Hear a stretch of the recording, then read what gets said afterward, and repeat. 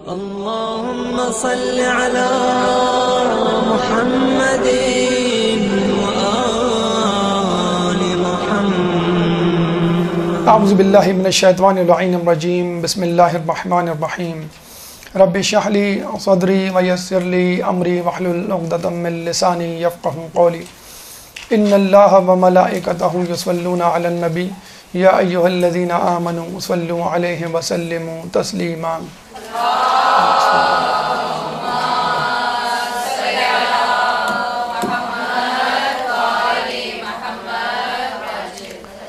صد شکر گزار ہیں اس رب کے کہ جس نے ہمیں قوت گویائی بخشی، قوت سماعت سے نوازا اور عقل سلیم عطا فرمائی، اور سب سے بڑھ کر ولایت علی جیسی نعمت سے ہمیں ہمکنار کیا.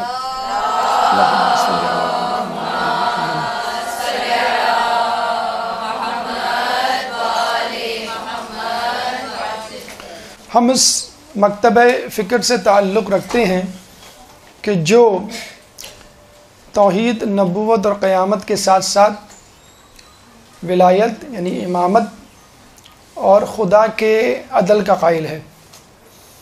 اور یہ خدا کا عدل ہے کہ جس کے سبب وہ ضروری سمجھتا ہے کہ نبوت کی حفاظت کے لیے امامت ضروری ہے، اور یہ خدا کا عدل ہے کہ وہ ضروری سمجھتا ہے کہ انسانوں میں خوشیاں اور غم برابر برابر تقسیم کرے. اگر وہ کسی کو رلاتا ہے تو اس کو ہنساتا بھی ہے، زیادہ رلائے گا تو زیادہ ہنسائے گا بھی. اگر کسی کے نصیب میں زیادہ غم ہے تو اس کے نصیب میں زیادہ خوشیاں بھی ہوں گے. تو ہم اہل بیت کے ماننے والے جہاں عزاداری، گریہ وزاری، ماتمداری میں مصروف رہتے ہیں اور لوگوں کی بنسبت، وہاں اللہ تعالیٰ نے ہمیں 2 اضافی خوشیاں بھی دی ہیں، 2 اضافی عیدیں بھی دی ہیں. چنانچہ ہم دیکھتے ہیں کہ عید الفطر اور عید الاضحیٰ کے بعد عید غدیر اور عید مباہلہ اللہ تعالیٰ نے ہمیں عطا فرمائی ہے منانے کے لیے. ابھی چند دن پہلے عید غدیر گزری، جشن منایا ہوگا آپ لوگوں نے، خوب شاداں و فرحاں ہوئے ہوں گے. اور بس 6 دن کے بعد انشاءاللہ عید مباہلہ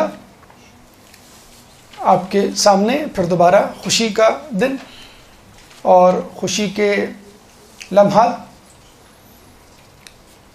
عید غدیر بلا شبہ ایک بہت بڑی عید ہے، بہت بڑا دن ہے، اور اس کے بارے میں جو دعویٰ کیا جاتا ہے کہ اگر یہ عید نہ ہوتی تو کوئی اور عید بھی نہ ہوتی، بلکہ دین اسلام ہی نہ ہوتا، ولایت علی نہ ہوتی، اگر ائمہ نہ ہوتے تو خدا کی خدائی اور نبی کی نبوت خطرے میں پڑ جاتی اور دین بدل چکا ہوتا.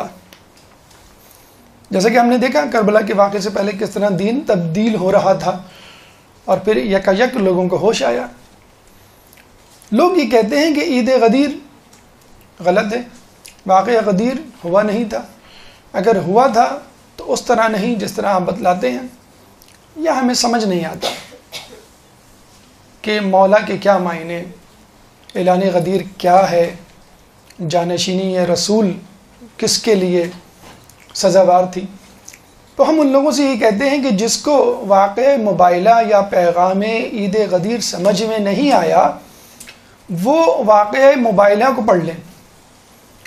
اگر عید غدیر مناتے ہوئے جھجک محسوس ہوتی ہے، اس کو بدعت سمجھتے ہیں آپ یا اس کا انکار کرتے ہیں، تو واقع مباہلہ کو سمجھ لیجئے، واقع مباہلہ کے پیغامات کو سمجھ لیجئے، آپ کو عید غدیر سمجھ میں آ جائے گی. کس طرح واقع مباہلہ اعلان غدیر سے مربوط ہے، اس کا تذکرہ ہمارے 8ویں امام علی رضا علیہ السلام نے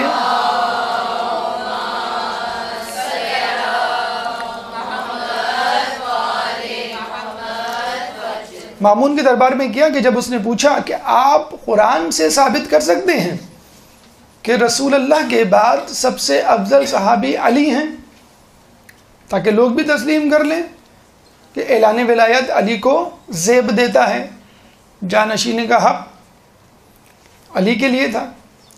تو امام نے یہی آیت مباہلہ جو ابھی آپ سنیں گے اور جس کی بازگشت اور گونج آپ کے ذہنوں میں گونجے گی کہ فمن حاجک فیہ من بعد ما جاءک من العلم فقل تعالوا ندعو ابناءنا وابناءکم ونساءنا ونساءکم وانفسنا وانفسکم ثم نبتہل فنجعل لعنۃ اللہ علی الکاذبین.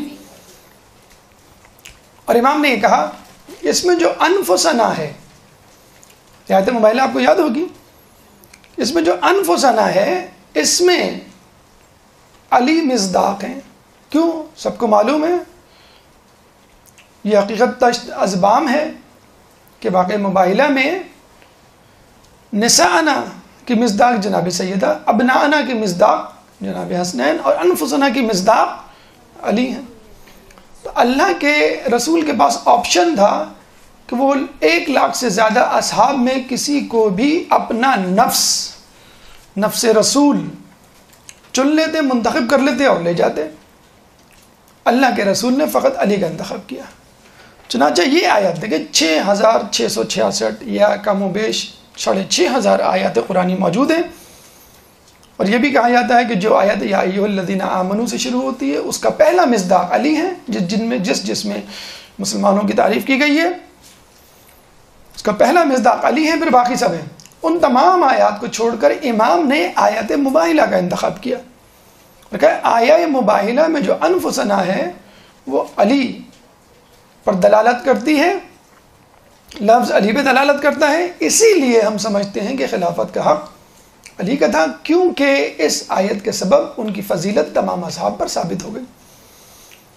اعلان غدیر اور عید غدیر یا عید غدیر اور عید مباہلہ میں کیا نسبت ہے؟ تو سمجھ لیجئے کہ عید غدیر دعویٰ ہے اور عید مباہلہ دلیل ہے. دلیل کے بغیر دعویٰ سمجھ میں نہیں آتا.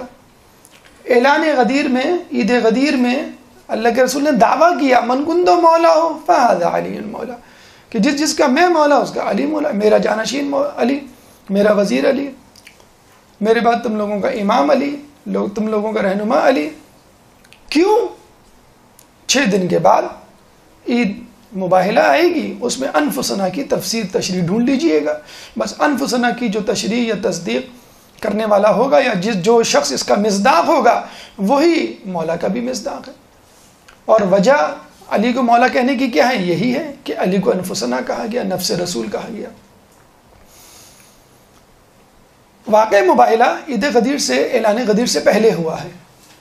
یعنی اللہ کے رسول نے اور اللہ تعالیٰ نے تمام لوگوں کو بتلا دیا کہ تم لوگوں میں افضل ترین شخص اور نفس رسول کہلانے والا کون ہے؟ یہ ہے علی میرا ہمزاد. بس اب جب میں اعلان غدیر میں من کنتو مولا کہوں اور اشارہ میرا علی کی طرف سے ہو اور میں ہاتھ کھڑا کر کے اسے بلند کروں تو کسی کو یہ اعتراض نہیں ہونا چاہیے ہمیں کیوں نہیں بلایا اسٹیج پر، ہمارا ہاتھ کیوں نہیں بلند کیا. اچھا یہ بھی دیکھ لیجیے کہ یہ ضمیر جمع کی ہے، اگر رسول چاہتے تو 1 سے زیادہ نفس رسول لے جاتے، 1 2 3 4 کو لے جاتے، لیکن رسول نے فقط 1 کو لے جانا مناسب سمجھا. کیوں؟ کہ علی کے سوا کوئی شخص نہیں تھا جو نفس رسول کے معیار پہ پورا اترتا. چنانچہ عید غدیر اعلان ہے، عید مباہلہ اس کی تصدیق ہے. اعلان غدیر دعویٰ ہے، عید مباہلہ اس کے لیے دلیل. عید مباہلہ یا واقع مباہلہ کیا ہے؟ اس کی تفصیلی گفتگو ہم ایک درس میں پچھلے سال کر چکے ہیں، تمام واقعات آپ کے سامنے پیش کیے تھے. مختصراً اس واقعے کو آپ کے سامنے پیش کرتے ہیں، اس کے بعد جو نفس مضمون ہے اس کی طرف ہم جائیں گے کہ واقعہ مباہلہ کے پیغامات. یہ آج ہمارا موضوع ہے آج کی نشست کا کہ واقعہ مباہلہ کے پیغامات. ایک درود پڑھ دیں محمد والے محمد.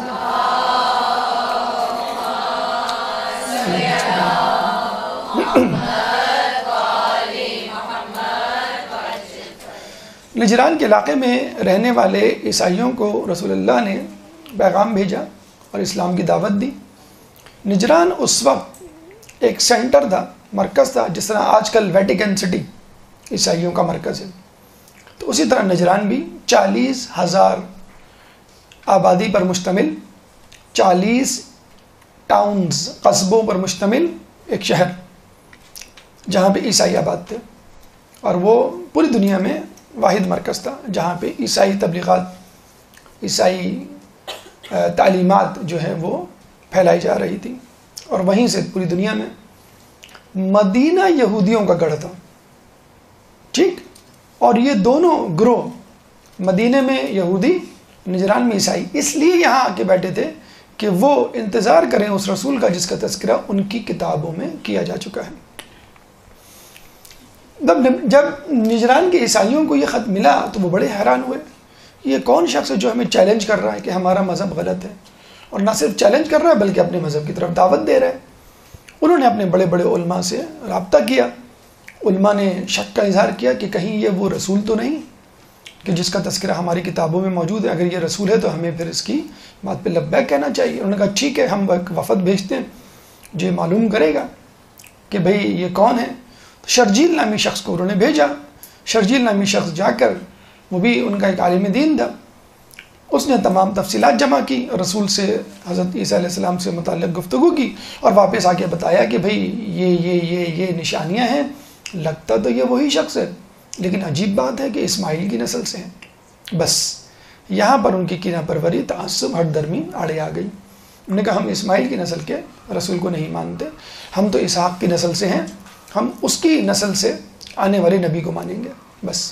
اور یہی بات یہودیوں نے بھی کی مدینہ میں، تو یہودی اور عیسائیوں نے فوراً بریک لگا لیا، جو وہ انتظار کر رہے تھے نبی کا، محمد کا۔ انہوں نے کہا کہ ہم نہیں مانتے، انہوں نے کہا کہ اب نہیں مانتے سے تو بات نہیں چلے گی، اس نے تو ہمیں دعوت دے دی ہے، اور ہم نے میٹنگز پہ میٹنگز، اجلاس پہ اجلاس بلا کر لوگوں کو بتا دیا ہے کہ ایک شخص نے نبوت کا دعویٰ کیا اور ہمیں جو ہے دعوت تبلیغ دی ہے۔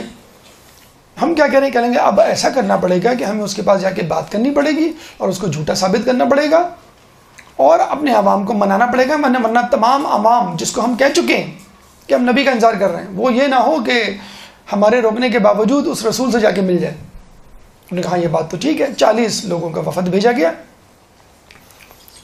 جس میں بڑے بڑے علماء شامل تھے، ایک تھا سید، دوسرا تھا عاقب، تیسرا تھا ابو الحارث القمہ یا ابو الحارث بن القمہ۔ ان تین لوگوں کے ہاتھوں میں گیند تھی، یعنی گیم تھی، جیسے اسٹاک ایکسچینج میں 3-4 کمپنیز ہوتی ہیں جن کے ہاتھ میں مارکیٹ ہوتی ہے، باقی سب ان کے پیچھے بھاگ رہے ہوتے ہیں۔ ان تینوں نے جا کے اندازہ لگانا تھا اور گیم کو اپنے حق میں کرنا تھا، یہ پوری تیاری کے ساتھ گئے۔ لیکن جب وہاں گئے تو دیکھا کہ یہ تو بڑا برحق مذہب ہے، اور یہ پوری تیاری کے ساتھ، ہوم ورک کے ساتھ رسول بیٹھے ہوئے ہیں، اور بات بات پہ کہتے ہیں کہ ٹھہرو، انتظار کرو، کل جواب دوں گا۔ تو لگتا ہے کہ واقعی ان پہ وحی آ رہی ہے۔ اگر یہ خود ساختہ نبی ہوتے تو آن دا اسپاٹ فی البدی جواب دیتے۔ اس طرح کی ہزیمت کیوں برداشت کر سکتے؟ مطلب آپ کسی سے سوال پوچھیں اور وہ کہے ٹھہر جاؤ میں کل جواب دوں گا، تو اس کا مطلب وہ کسی سے پوچھ کے جواب دے گا نا، اور وہ اپنے لوگوں سے تو مشورہ کرتے نہیں تھے، رسول کیوں کریں مشورہ؟ وحی کا انتظار کرتے تھے، اور وحی آتی تھی، اور دھڑا دھڑ ایک کے بعد ایک آیات اترتی رہی، اور رسول اللہ ان کو جواب دیتے رہے۔ انہوں نے جو سمپل، جو بون آف کنٹینشن تھا، جو ایشو تھا، وہ عیسیٰ علیہ السلام کی الوہیت تھی کہ عیسیٰ علیہ السلام خدا کے بیٹے ہیں، یعنی خدا خود خدا، عیسیٰ علیہ السلام خدا اور جبرائیل خدا۔ تو رسول اللہ نے ان کو جواب دیا کہ بھئی ایک دن ٹھہر کے جب وحی آئی کہ بھئی عیسیٰ کون ہے، ان مثل عیسیٰ عند اللہ کمثل آدم خلقہ من تراب ثم قال کن فیکون، کہ عیسیٰ کی مثال اللہ کے نزدیک آدم کی سی ہے، ہم نے اسے تراب، مٹی سے پیدا کیا، اور پھر کہا کن فیکون، وہ ہو گیا۔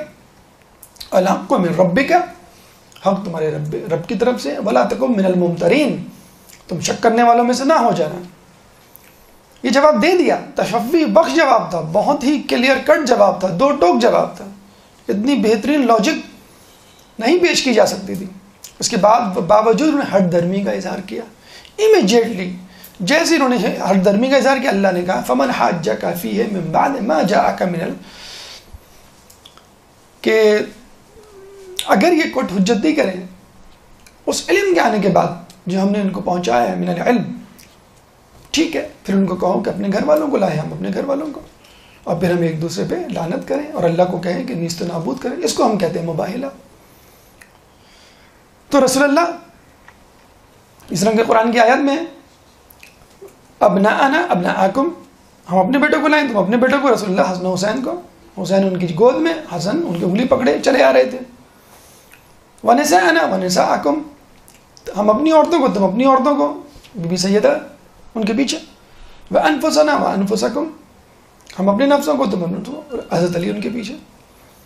تو یہی ابو الحارث بن علقمہ موجود تھا، اور یہ تین علماء جب انہوں نے دیکھا تو انہوں نے کہا کہ ہم ایسے چہرے دیکھ رہے ہیں کہ اگر وہ پہاڑ کو اشارہ کریں تو اپنی جگہ سے ہٹ جائیں.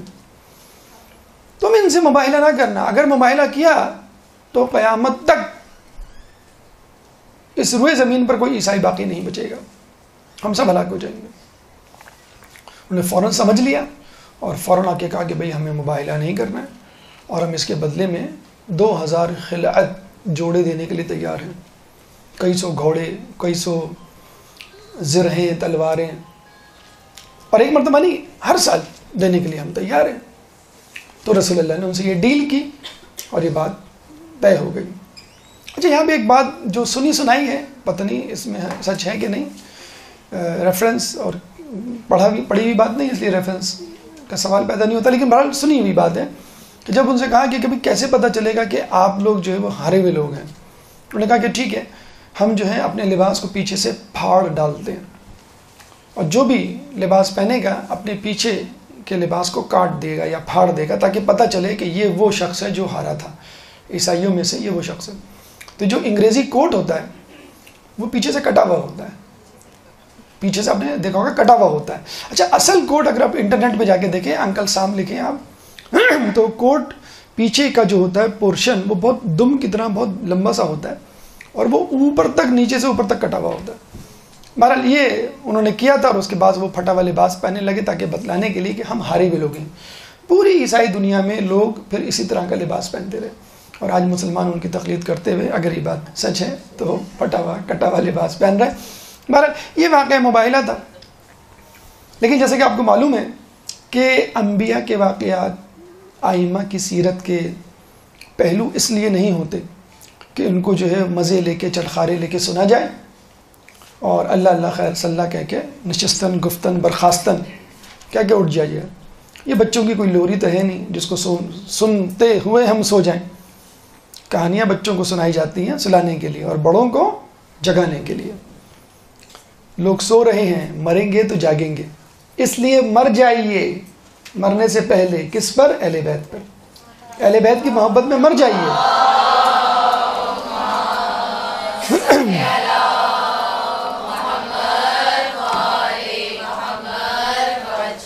اہل بیت کی محبت میں مر جانے کا مطلب یہ ہے کہ اہل بیت کی ہر بات کو، ہر حکم کو دانتوں سے پکڑ لیجئے، اور جتنی سکت، جتنی قابلیت ہے اس کو استعمال کرتے ہوئے، لا یکلف اللہ نفسا الا وسعها، اللہ تعالیٰ کسی پر اس کی استطاعت سے زیادہ بوجھ نہیں ڈالتا. جتنی سکت اور استطاعت اور قابلیت ہے اس کو استعمال کرتے ہوئے ان کی پیروی کیجیے، انشاءاللہ اللہ تعالیٰ آپ کو نجات دے گا. واقعہ مباہلہ اختصار کے ساتھ آپ کے سامنے رکھا. تفصیل کے لیے آپ پچھلے سال کے درس کی طرف رجوع کر سکتے ہیں، اور بھی دروس دیے گئے ہیں اس مدرسے میں، ان کی طرف رجوع کیجیے. لیکن یہاں پر ہمیں اس نشست میں آپ کو واقعہ مباہلہ سے حاصل ہونے والے پیغامات آپ تک پہنچانے ہیں، اور ہماری کوشش ہوگی انشاءاللہ اس پیغام کو، ان پیغامات کو جو 10 کی تعداد میں ہیں آپ تک پہنچائیں، اور یہ واضح کریں کہ ہم کہاں کھڑے ہیں. اہل بیت یا پنجتن یا ائمہ نے کیا قربانیاں دی، اور ہم ان قربانیوں کے بدلے میں اپنی اپنی زندگیوں میں کیا کر رہے ہیں. ایک درود پڑھ دیں محمد والے محمد.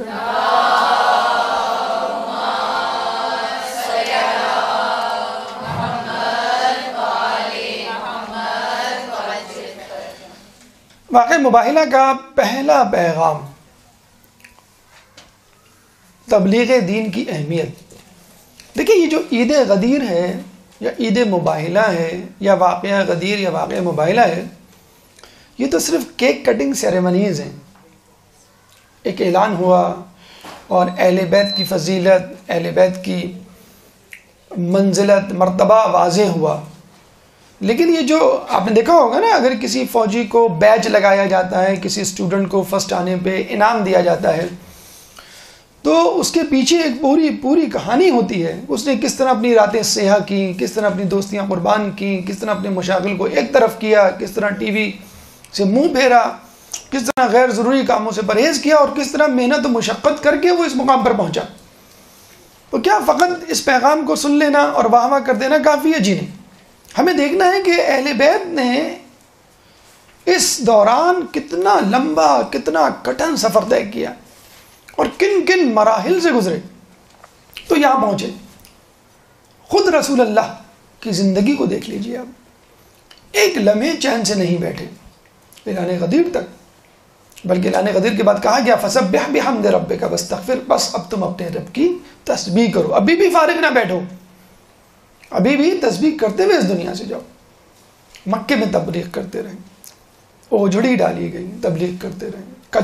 کچرا ڈالا گیا، بوڑھی کچرا ڈالتی تھی لیکن تبلیغ کرتے رہے. لوگ مذاق اڑاتے تھے اور آپ تبلیغ کرتے رہتے تھے.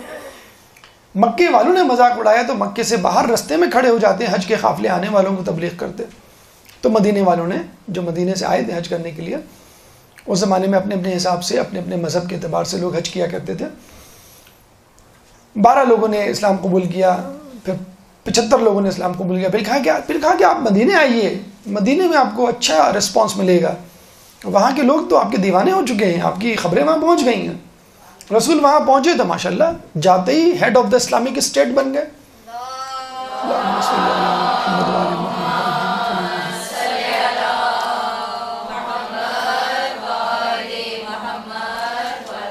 ادھر مکے والوں کو خبر ہوئی، ان کی حضرت میں اضافہ ہوا اور جنگ پہ جنگ، حملے پہ حملے شروع ہو گئے. جنگ بدر، جنگ احد، جنگ خندق، جنگ خیبر. پھر مدینے کے یہودیوں نے سر اٹھانا شروع کر دیا. بھئی یہ تو فری ہو گئے، آتے ہی ہیڈ آف اسٹیٹ بن گئے، اب ہم ان کے زیر نگی ہو گئے، اب یہ جو کہتے ہیں ہمیں سننا پڑے گا. ہم تو مشرکین کو قرضے دیا کرتے تھے بہت، جیسے ایسٹ انڈیا کمپنی تھی برصغیر میں، آ کر چھوٹی سی کمپنی تھی لیکن پورے برصغیر کو غلام بنا لیا تھا. اس طرح یہودیوں نے غلام بنا لیے تھے مدینے کے یہودیوں کو، خوب قرضے دیا کرتے تھے سود پر، اور وہ بیچارے مجبور ہوتے تھے. جب رسول آئے تو سب مسلمان ہو گئے اور ان کے انداز ہی بدل گئے. یہودی پریشان کہ بھائی نو لفٹ، اب ہمیں لفٹ کرانے والا کوئی نہیں ہے، ہمارا سارا سودی کاروبار دھندا جو ہے مندہ ہو گیا ہے. انہوں نے بھی پر نکالنے شروع کیے. پھر جنگ خیبر ہوئی، اس میں رسول اللہ جیتے، سرخرو ہوئے. ٹھیک ہے، اس کے بعد رسول اللہ یہاں ٹھہرے نہیں، ٹھہر جاتے، گیپ لے لیتے، پاز لے لیتے، تھوڑا سا کہہ دیتے بھائی ٹھیک ہے بہت ہو گیا، مکہ بھی فتح ہو گیا. 8 ہجری کو مطلب مکہ فتح ہو گیا، بھائی مکہ بھی فتح ہو گیا، مدینہ بھی فتح ہو گیا، بس ٹھیک ہے باقی کام اب تم کرو، اب میں ریٹائرمنٹ لے لیتا ہوں. 2 سال پہلے 8 ہجری کو مکہ فتح ہوا. ہم لوگ تو یہی کرتے ہیں نا، 10 سال پہلے، 20 سال پہلے ریٹائرمنٹ لے لیتے.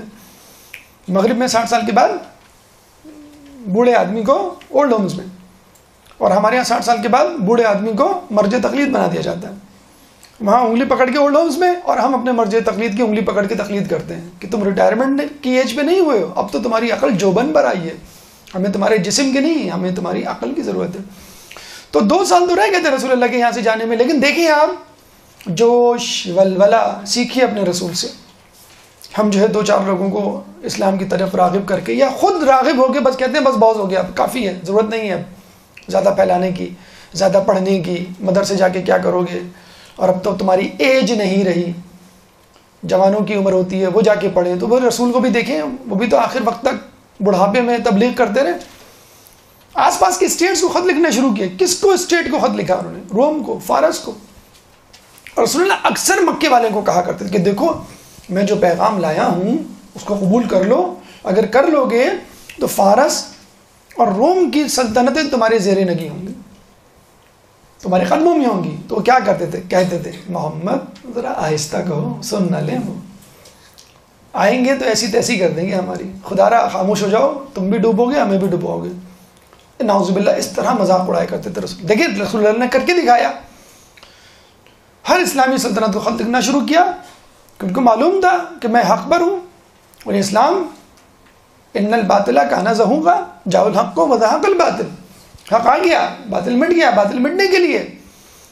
تو نجران والوں کو مطلب بالکل ایسے ہی ہے کہ اس وقت کوئی مسلمان جو ہے ویٹیکن سٹی کے پوپ فرانسس جو ان کا پوپ ہے اس کو خط لکھ دے مسلمان ہو جاؤ یا باراک اوباما کو خط لکھ دے کہ جو حسینیت کے لشکر میں شامل ہو جاؤ، کہیں بھائی کیا کر رہے تم؟ تو رسول اللہ نے خط لکھ دیا ٹو ہیل ود، تم کیا، تمہاری اوقات کیا، تم سب باطل مذہب پر ہو، تم سب کو میرے زیر نگی ہونا پڑے گا، میری توحید، میری رسالت، میری شریعت پہ عمل کرنا پڑے گا.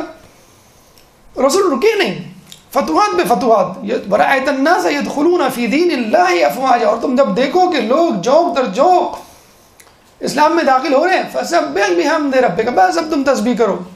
میرے رسول وہاں رکا نہیں، اللہ کہہ رہا ہے ماشاء اللہ کیا کہنے ہیں، بس بس بس بہت ہو گیا، بہت ہو گیا، بس بس اب تم جو ہے وہ عبادت کرو. نہیں، رسول تو چاہتے تھے کہ دنیا کا ایک ایک شخص مسلمان ہو جائے، جو میرے سامنے نہیں ہے وہ بھی مسلمان ہو جائے. اب اس میں رسول کی کیا غلطی کہ جو سامنے تھا وہ نہیں مسلمان ہوئے، جو رسول سامنے تھے وہ نہیں مسلمان ہوئے، منافقین کے بھیس میں پڑتے رہے. تو رسول اللہ نے جب نجران کو خط لکھا تو ان کے ہوش اڑ گئے کہ بھئی یہ کون آ گیا ہم کو چیلنج کرنے والا. بتانے کا مقصد یہ ہے کہ تبلیغ دین کے کام سے تھکنا نہیں ہے. آپ کی عمر 50 سال ہو جائے، آپ کی عمر 60 سال ہو جائے، آپ جو ہے لوگ آپ کا مذاق اڑائیں، تھکنا نہیں ہے. آخر وقت تک کہا گیا جان میں جان ہے، لیٹ کے نماز پڑھ سکتے ہو تو لیٹ کے نماز پڑھو، دین پہ تو عمل کرنا ہے جب تک آپ کی روح آپ کے جسم میں موجود ہے. تو یہ ہے رسول اللہ کی تبلیغ. اچھا لوگ کہتے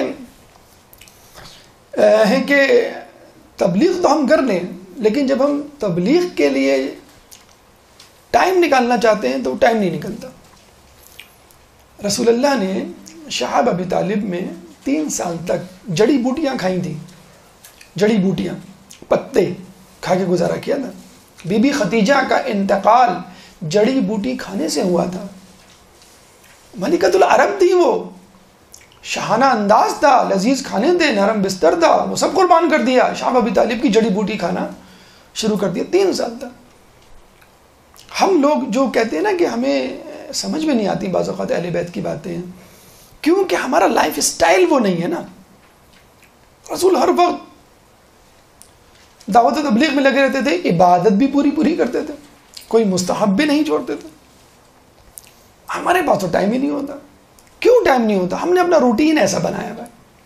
ہم کیا شہاب ابی طالب کی جڑی بوٹی کھائیں گے؟ ہم تو بیک ٹی لینے والے لوگ ہیں، پھر بریک فاسٹ کرنے والے، پھر اسنیکس، پھر لنچ، پھر ہائی ٹی، پھر جو ہے وہ ڈنر، پھر پاپ کارن، پھر چاکلیٹ، پھر پینٹس. ہم کہاں وہ کہاں، تو کوجا میں کوجا. آپ مجھ کو رسول سے ملا رہے ہیں، کیا گستاخی کر رہے ہیں. کیسی جڑی بوٹی؟ ہم تو مسور کی دال سامنے رکھ دیں تو ہم کہتے ہیں یہ منہ مسور کی دال، ہمیں یہ نہیں کھانی مسور کی دال. تو ہمارا جب لائف اسٹائل رسول جیسا نہیں ہوگا تو رسول اللہ جیسی خصوصیات ہم کیسے اپنے اندر پائیں گے؟ رسول کے پاس بہت ٹائم تھا. کیوں ٹائم تھا؟ اس زمانے میں فیس بک نہیں تھا، اس لیے ٹائم تھا. رسول کے اصحاب کے ساتھ پاس بہت ٹائم تھا. ہمارے پاس کیا روٹینز ہیں ہماری؟ آپ سنیے ہماری. سب سے پہلے ہم صبح اٹھتے ہیں، کیا چیک کرتے ہیں؟ میسیجز، کس کے میسیجز آئے، ٹھیک ہے. پھر اس کے بعد مس کال، نمبر پہ غور کیا جاتا ہے، آخری نمبر پہ کو نوٹ کیا جاتا ہے، 37 آخر میں ہے، اچھا 45 تھا، یہ پہلے بھی کال، اس کو بھی مس کال دی جاتی ہے. 15 منٹ 20 منٹ اللہ کے بندے تم تلاوت قرآن کر لیتے، جو سورہ یاد ہیں، اگر آنکھیں نہیں کھلتی تو آنکھیں بند کیے ہوئے تلاوت کر لیتے. پھر جو ہے وہ ہم ناشتہ کر کے اسکول چلے جاتے ہیں، اور اسکول میں جو ہے جو کل ڈرامہ آیا ہوا ہوتا ہے اس کے بارے میں باتیں ہوتی ہیں، یا T20 میں کس نے کتنے چھکے لگائے اس کی باتیں ہو رہی ہوتی ہیں. اور خواتین جو ہیں وہ مارننگ شوز دیکھ رہی ہوتی ہیں. مرد حضرات جو ہیں وہ آفیسز میں حلال حرام کو ایک کیے ہوئے ہوتے ہیں، یا جی حضوری میں جو ہے اپنا پورا ٹائم گزار رہے ہوتے ہیں. پھر گھر آتے ہیں، کوئی گلی کے نکڑ پہ بیٹھا ہوا ہوتا ہے، کوئی جو ہے پان کی دکان پہ بیٹھا ہوا ہوتا ہے، کوئی چائے کے ہوٹل پہ بیٹھا ہوا ہوتا ہے، اور گھر میں جو ہے وہ خواتین غیبت کی محفلیں سجا کے بیٹھی ہوئی ہوتی ہیں. جب ہمارا یہ روٹین ہوگا، رسول اللہ کے روٹین سے میچ نہیں کرے گا تو ہم کیسے رسول کی طرح ٹائم نکالیں گے؟ جب ہم 12 بجے 1 بجے 2 بجے سوئیں گے اور پھر کہیں گے اوہ نماز نکل گئی، پتہ ہی نہیں چلا. کب سوتے رہ گئے؟ آپ کو جب معلوم ہے کہ میں لیٹ نائٹ سوؤں گا تو میں فجر میں نہیں اٹھوں گا، تو کیوں نہیں آپ جلدی سو جاتے؟ تو ہم کہاں وہ کہاں، مطلب یہ گستاخی جو ہے وہ ہم نہیں کر سکتے. کتنے مہر علی کتنے تیری سنا گستاخ اکھیاں کتنے جا لڑیاں. تو آپ ہم کو ان سے نہ ملائیں، ہم الگ ہیں وہ ملے الگ ہیں. تو جب آپ اپنا لائف اسٹائل، اپنا انداز بالکل جسے کہتے ہیں نا تھکا ہوا ٹائم ہم دین کو دیتے ہیں. جب نیند کے جھونکے آتے ہیں تو واٹس ایپ پہ فوراً درس لگا کے بیٹھ جاتے ہیں. ہاں بھائی آج کیا درس تھا، 10 منٹ میں نیند آ جاتی ہے آپ کی. جب جو ہے وہ کھانے میں بدبو آنے لگے، بھئی آپ یہ اس کو ماسی کو دے دیں. جب جو ہے کام کرنے کو نکلیں، کبھی بڑا مشکل کام ہے، عید غدیر کتنے لمبے اعمال، کاش میں دور پیغمبر میں اٹھایا جاتا. لکڑی ہوتا، بجری ہوتا، پتھر ہوتا، کنکر ہوتا، اینٹ ہوتا. یہ نمازیں تو نہ پڑھنی پڑتی، یہ روزے تو نہیں رکھنے پڑتے. اب مجھے بتائیے کہ بس ہمیں یہی کہنا آتا ہے کہ وہ کہاں ہم کہاں، کاش میں یہ ہوتا، کاش میں وہ ہوتا.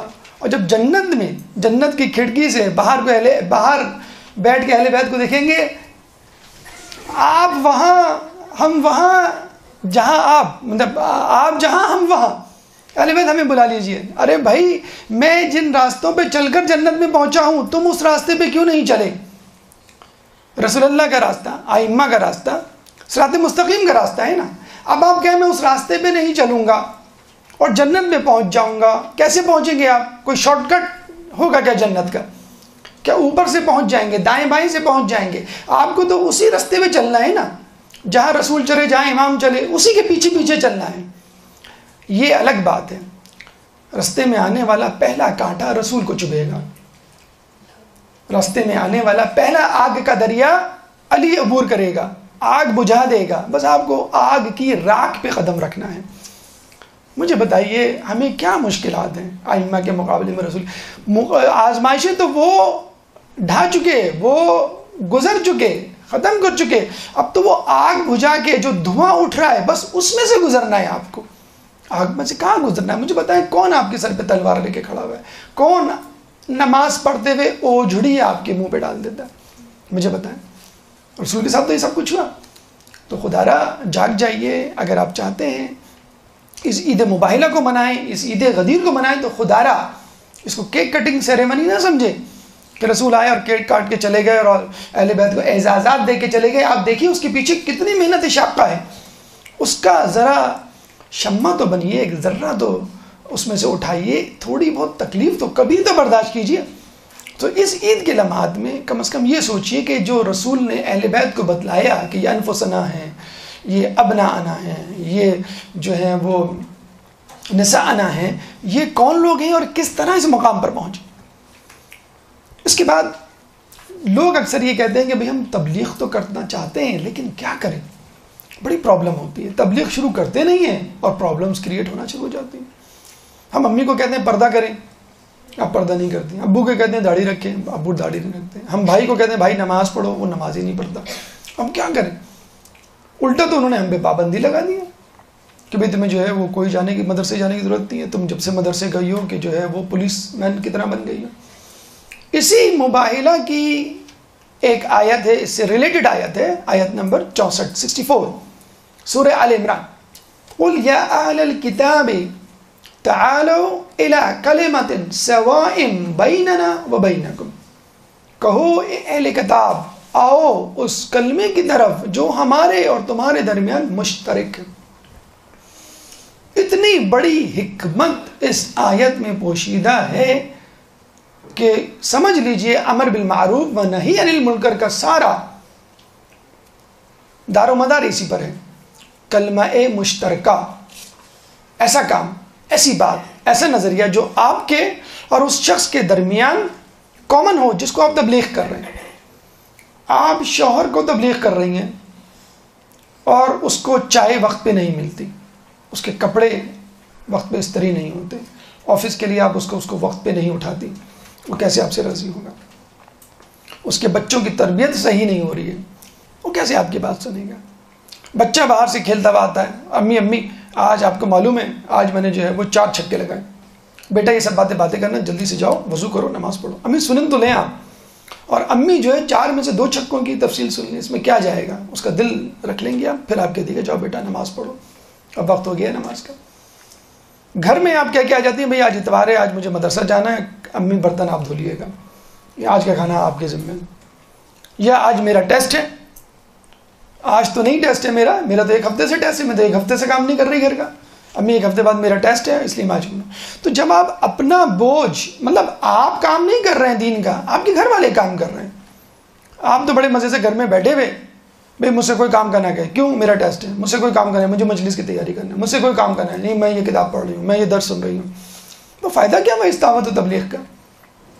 ایک شخص بڑی تعریف کی رسول اللہ نے، کیا شخص ہے، کوئی نماز نہیں چھوٹی، کوئی مستحب نہیں چھوٹا، ہر وقت عبادت، تسبیح و تحلیل، کسی چیز کا ہوش نہیں، کوئی کام نہیں کرتا تھا رسول یہ رستے میں، کیوں، صرف عبادت۔ رسول نے کہا اس کا کام کون کرتا تھا، اس کے لیے کھانا کون تیار کرتا تھا، اس کے کپڑے اور پانی یہ وہ، کہ ہم کرتے تھے، باقی لوگ کہ تو تم اس سے بہتر تھے۔ تو ہم لوگ اپنے کام دوسروں کے ذمہ ڈال کر، دعوت و تبلیغ ہمارے لیے، دعوت و تبلیغ یہی ہے، دعوت و تبلیغ کہ خدمت کرے، بہترین ذریعہ ہے دعوت و تبلیغ کا۔ اور وہ موضوعات جو اختلافی ہیں ان پہ ڈسکس ہی نہ کریں۔ ایک شخص معلوم ہے، ایک عورت بے حجاب ہے، وہ حجاب کرنے کے لیے تیار ہی نہیں ہے، نہ بولیں آپ اس کو، حجاب کا کوئی مسئلہ نہیں ہے، لیکن جن باتوں کو وہ اچھا سمجھتی ہے، دوسروں کی مدد کرنا، انفاق فی سبیل اللہ، مثلا نماز، وظائف، اس کو اس طرف لگا دیں، انشاءاللہ یہ بات بھی مان جائے گی وہ۔ دیکھیں یہ بات جو کلمہ مشترکہ والی بات ہے، جو ہم کو یاد رکھنی چاہیے تھی، عیسائیوں نے یاد رکھ لی، کیا ہے، الی کلمۃ سواء بیننا وبینکم، اشارہ تو توحید کی طرف ہے، لیکن آپ اس سے یہ بھی مطلب نکال سکتے ہیں کہ ہر وہ کام، ہر وہ بات جو مشترک ہو، پہلے اس پہ بات کی جائے، اس پہ کام کیا جائے، پھر آگے بڑھا جائے۔ خدمت کے حوالے سے تعلیم اور صحت 2 ایسے شعبے ہیں جن پہ اگر آپ کام کریں تو لوگ آپ کی طرف اٹریکٹ ہوں گے۔ عیسائی دنیا انہی 2 چیزوں پہ کام کر رہی ہے، صحت اور تعلیم، افریقہ میں، انڈیا میں، پاکستان میں، خصوصی طور پہ جو پسماندہ ملک ہیں، ہاسپٹلز کھلے ہوئے ہیں ان کے، جہاں پہ علاج ہوتا ہے۔ میری لیڈن ہاسپٹل آپ کا، یہ صدر میں آپ کا، انڈیا میں کتنے ہاسپٹل، افریقہ میں کتنے ہاسپٹلز، تعلیمی ادارے، پاکستان میں اکثر آپ نے سنا ہوگا مشنری اسکول، کرسچین اسکول، یہ جو saint Michael, saint George, saint Placid, جو سینٹ نام کے جو ہوتے ہیں، وہ کیا ہیں، سب یہی تو ہیں، اور لوگ بڑے مزے سے اس پہ اپنے بچے بھیجتے ہیں۔ اگر انہوں نے عیسائیت کی تبلیغ نہ بھی کی تو کم از کم متاثر تو ضرور ہوں گے۔ یا Christians are well organised, Christians جو ہیں بہت آرگنائز ہوتے ہیں۔ تو انہوں نے دیکھیں 2 شعبے پکڑ لیے نا کلمہ مشترکہ میں سے، صحت اور تعلیم۔ اور اب تیسرا ایک شعبہ ہے جس کا تذکرہ میں سب سے آخر میں کروں گا، جو اس وقت بالکل پیک پر ہے کہ عیسائی اس طریقے سے آپ کو اپنی طرف کھینچ رہے ہیں۔ وہ کیا طریقہ ہے، اس کا تذکرہ آخر میں۔ بہرحال یہ سن لیجئے کہ نائجیریا میں اس وقت جتنے عیسائی ہیں، اس زمانے میں جب عیسائی مشنریز وہاں جاتی تھیں، صحت اور تعلیم کے بہانے ان کو عیسائی بناتے تھے، کچھ ہی عرصے میں نائجیریا میں عیسائیوں کی تعداد انگلینڈ میں موجود عیسائیوں سے زیادہ ہو گئی۔ انڈیا میں تو انہوں نے اتنا تہلکہ مچایا کہ انڈیا کی پارلیمنٹ نے باقاعدہ بل پاس کیا ہے، اینٹی کنورژن بل، کہ کوئی ہندو عیسائی نہیں ہوگا، اب کریں اپنی خدمت، آپ دیں صحت اور تعلیم۔ یہاں ہمارے ملک میں حکومتوں کو ہوش ہی نہیں ہے کس طرح عیسائی مشنریز آ رہی ہیں جان رہی ہیں۔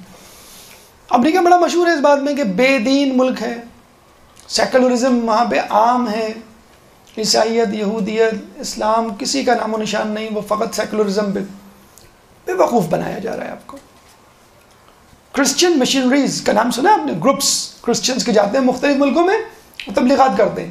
آپ کو معلوم ہے 2010 میں کس ملک سے سب سے زیادہ کرسچین مشنریز پوری دنیا میں گئیں؟ امریکہ سے۔ کتنی گئی ہوں گی؟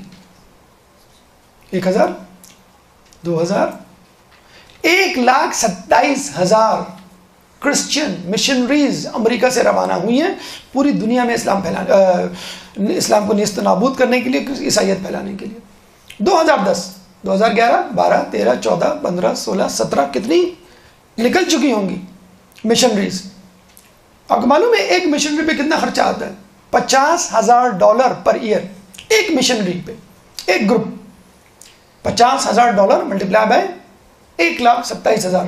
دیکھ لیجئے کتنا خرچہ آیا ہوگا. امریکہ میں ریلیجیس بزنس پیک پر ہے. امریکہ کی top 10 technical companies like Google, like Apple, like Microsoft, ان 10 کمپنیز کی کمائی اور بزنس امریکہ میں ریلیجیس بزنس یا ریلیجیس ایکٹیویٹیز کے بزنس سے کم ہے. بزنس یعنی چرچ کی ڈونیشن، بزنس یعنی لوگوں کو کہا جائے بھی آپ ڈونیشن دیں تاکہ لوگ مشنریز کے لیے باہر جائیں. تو یہ امریکہ کی کرسچن پریچنگ ہے جو پوری دنیا میں جاری اور ساری ہے. یہ صحت اور تعلیم کے 2 شعبے پڑھ لیے، آپ بھی پکڑ لیں. اب آپ کہیں گے بھائی ہم میں سے اتنے لوگ ڈاکٹر تو نہیں ہیں اور صحت میں کیسے جائیں؟ ٹھیک ہے، کوئی بات نہیں، تعلیم کے شعبے کو پکڑ لیں. اب آپ کہیں گے بھائی اس کے لیے تو انویسٹمنٹ چاہیے، اسکول کھولنا پڑے گا. کوئی ضرورت نہیں اسکول کھولنے کی. کوچنگ سینٹر کھولنا پڑے گا. کوئی ضرورت نہیں کوچنگ سینٹر کھولنے کی. آپ اپنے گھر میں بچوں کو ٹیوشن پڑھانا شروع کر دیں. سب سے پہلے اپنے بچوں کو ٹیوشن پڑھائیں. یہ غلطی ہے ہماری ماؤں کی کہ فقط جو ہے وہ کلمہ، قرآن، حدیث، اس کے علاوہ کوئی باتیں نہیں ہیں. سائنس اور معاشرت علوم اور میتھمیٹکس اور انگلش، ان سبجیکٹ کو لفٹ نہیں ہے. کیوں نہیں ہے؟ بچے کو وہ سکھائیں گی تو بچہ اس کی لالچ میں یہ بھی سیکھے گا. محلے کے بچوں کو جمع کیجیے، ان کو ٹیوشن پڑھائیے. ایک ٹیچر کے بارے میں پتہ چلا کہ وہ اپنے گھر میں ٹیوشن سینٹر چلا رہی ہے، مطلب محلے کے بچوں کو پڑھا رہی ہے. حتیٰ کہ غیر شیعہ افراد اپنی بچیوں کو اس ٹیچر کے پاس بھیجتے ہیں. کیوں؟ کہ بچے اس بہانے نماز بھی پڑھ لیتے ہیں، بچے ہمارے اس بہانے حجاب بھی سیکھ رہی ہیں، بچے اس بہانے جو ہے آداب بھی سیکھ رہی ہیں، اپنے دین کا رزق لے رہے ہیں. کیوں؟ کہ وہ ٹیچر ان کو انسان بنا رہی ہے. کیوں نہیں کرتے آپ لوگ؟ ہمارے اسکول کلبز بن گئے، clubs. Barbecue tonight, T20 LCD پر ہوگا سیٹرڈے کو، ہر سیٹرڈے بک ہو گیا اسکولوں میں. کیوں؟ فن، فیئر، ٹھیلے، میلے. ذرا حساب کتاب رکھیے کہ آپ کا بچہ اسکول ٹائمنگ کے علاوہ اور کہاں کہاں جا رہا ہے. اسکول ٹائمنگ کے بعد اسکول میں کیوں رک رہا ہے؟ یا سیٹرڈے اور سنڈے چھٹی ہے کیوں بھیجا جا رہا ہے؟ مکس گیدرنگ، ہلا گلا، بونافائر اور پتہ نہیں کیا کیا الا بلا. یہ سب وہیں کا اسٹائل ہے. یہ کرسچن مشنریز نے جو اسکولز کھولے ہوئے ہیں ان میں یہ سکھایا جاتا ہے. کرسچن مشنریز پہ ایک آبجیکشن خود کرسچنز نے یہ کیا کہ they are not making Christians, they are making western people, they are doing westernisation. Christianisation نہیں ہو رہی ہے، ویسٹرنائزیشن ہو رہی ہے. ہمارے اسکولز جو کرسچن مشنری کے اسکولز نہیں بھی ہیں، وہ کرسچن مشنریز کے اسکولز کے کیریکولم کو فالو کر رہے ہیں. کتنے اسکولوں میں اسلامیات نکال کر کمپیریٹیو ریلیجن کی سٹڈیز ڈال دی گئی ہیں. ابھی لاہور کے اسکول میں آیا تھا نا کہ اسلامیات کا سبجیکٹ نکال کے کمپیریٹیو اسٹڈیز کی ایک بک ڈال دی گئی جس میں کمپیریزن بتایا گیا مختلف ریلیجن کا. پھر آخر میں لکھ دیا کہ اٹس اپ ٹو یو، آپ جو چاہیں ریلیجن اڈاپٹ کر لیں. تو دیکھا آپ نے کرسچن مشنریز کس طرح صحت اور تعلیم پہ فوکس کر کے کام کر رہے ہیں. آپ بھی تعلیم کے شعبے میں آگے آئیے. خواتین ہونے کے ناطے کلاس 8 تک بچے کو پڑھانا کوئی مشکل کام نہیں ہے. اگر مشکل ہے تو ٹھیک ہے، آپ بھی کلاس 1 سے شروع کیجئے، ایک ایک کلاس خود بھی پڑھیے، بچوں کو بھی پڑھائیے. کیا اتنی بھی آپ کی معلومات نہیں ہے؟ اتنا بھی آپ کا IQ نہیں ہے؟ ٹھیک ہے، 8ویں کلاس کے بعد او لیول یا میٹرک شروع ہو جاتے ہیں، اسپیشلسٹ سبجیکٹس ہوتے ہیں. اپنے ہی دیندار گھرانوں کے لوگوں کو تلاش کیجئے کہ وہ ان کو ٹیوشنز پڑھائیں. تو یہ اسکولز کلچر دے رہے ہیں. یہ اسکول آپ سے آپ کے بچے کو ہائی جیک کر رہے ہیں، آپ کے بچے کو چھین رہے ہیں. جو وہاں پہ فلسفی ہے کہ it's your life, do what you want to do, don't focus on your parents یا فرینڈس، بس جو تمہاری مرضی آئی وہ کرو. وہ بچہ یہاں پہ بھی اب سیکھ رہا ہے کہ میری مس نے کہہ دیا بھائی جو تمہاری مرضی ہے وہ کرو. تو خدا را دین کی اسٹریٹجی کو سمجھیے. دشمن اپنے دین کو جس طرح پھیلا رہا ہے اس کو پہچانیے، اور اس طرح اس کے جواب میں آپ اسی طرح جو ہے اپنے دین کو پھیلانے کی کوشش کیجیے. ایک درود پڑھ دیں محمد والے محمد.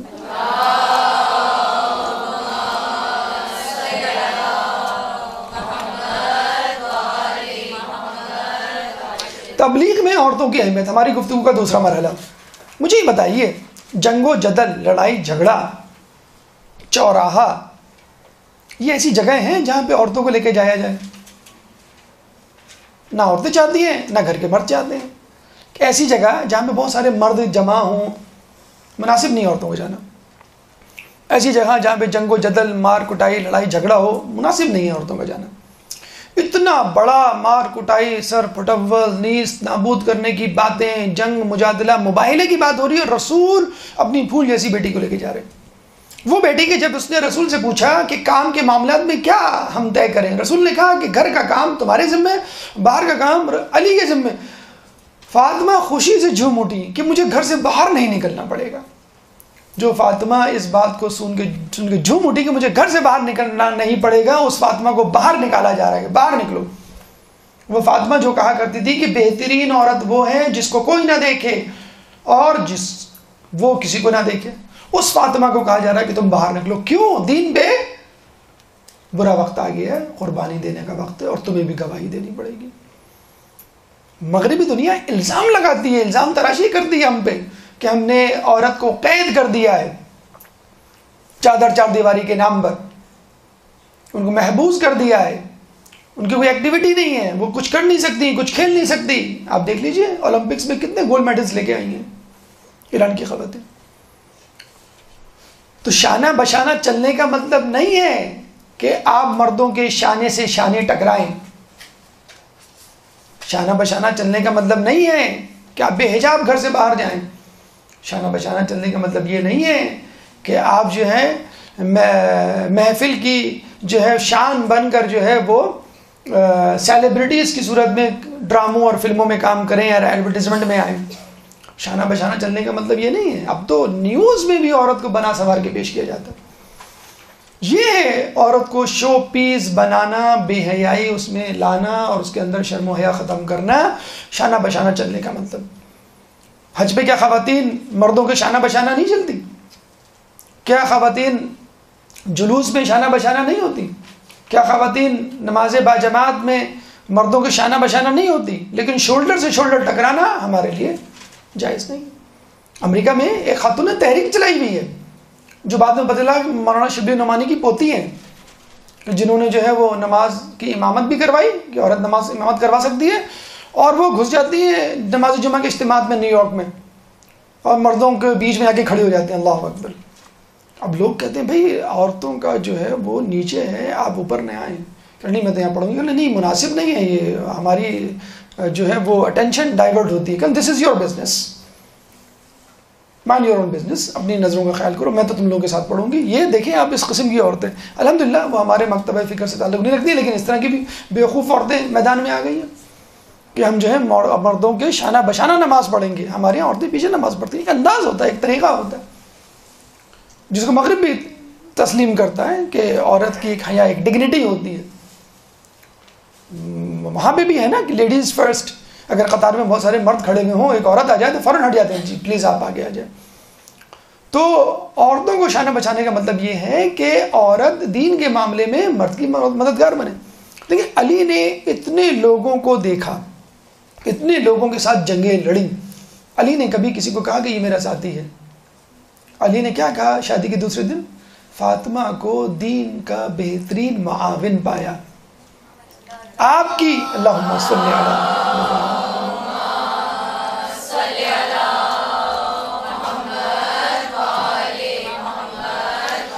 مرد کی بہترین معاون. ابھی ہم نے شریک حیات، فلسفہ شریک حیات اور فلسفہ شادی پہ گفتگو کی تھی کہ مرد کے لیے دین کے حوالے سے بہترین معاون عورت ہو سکتی ہے. رسول اللہ پہ جب وحی آئی تو سب سے پہلے کس کو سنایا؟ بی بی خدیجہ کو سنایا. کسی اور کو؟ علی بھی تو تھے، علی کو جا کے سنا دیتے. بی بی خدیجہ کو سنایا. کیا تسلی دی، کیا خوبصورت الفاظ تھے کہ آپ نے کسی کا برا نہیں چاہا. اللہ کبھی بھی آپ کو تنہا نہیں چھوڑے گا. یہ جو دو بول ہوتے ہیں بیوی کے حوصلہ افزائی کرنے کے لیے بہت ہوتے ہیں. لوگوں کی تلواروں سے زیادہ مضبوط ہیں یہ الفاظ جو آپ کی حفاظت کریں گے. بیوی کے دو میٹھے بول. اور پھر اسی ملکۃ العرب نے اپنا پورا مال و دولت، پوری جائیداد رسول کے حوالے کر دی. آپ کی مرضی، آپ جس طرح چاہیں خرچ کریں. یہ ہے مرد کے شانہ بشانہ چلنا. کم عورت شانہ بشانہ نہیں چلی مجھے بتائیں. باغ فتق کا وقت آیا، بی بی گئی تھی نا. کیا باغ فتق مانگا تھا؟ فقط 90% گفتگو مسلمانوں کی حالت زار، ان کی گمراہی، ان کے انحراف اور علی کی خلافت سے روگردانی سے متعلق تھی.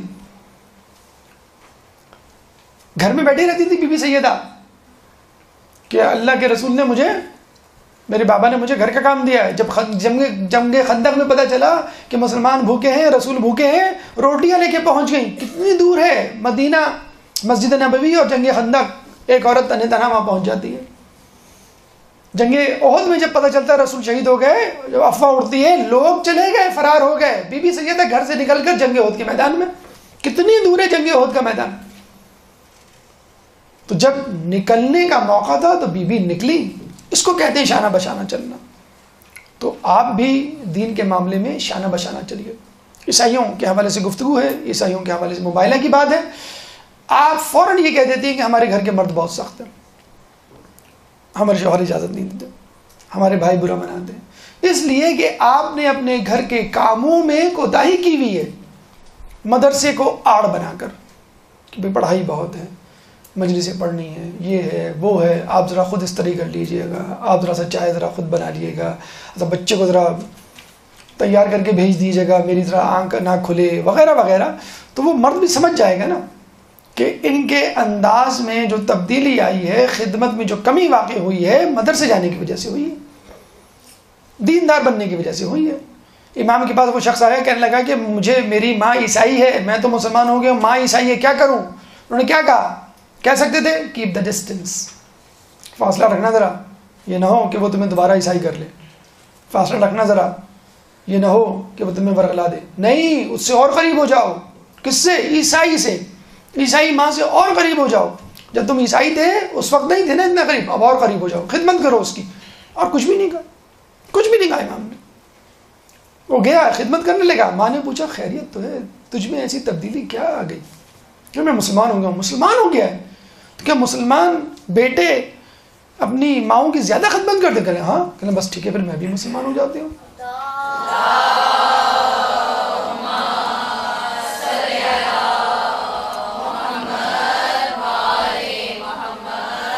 چلے چھوڑیں معصومین کو اور بی بی خدیجہ کو، بی بی سیدہ کو اور بی بی زینب کو جنہوں نے کربلا کا پیغام پہنچایا.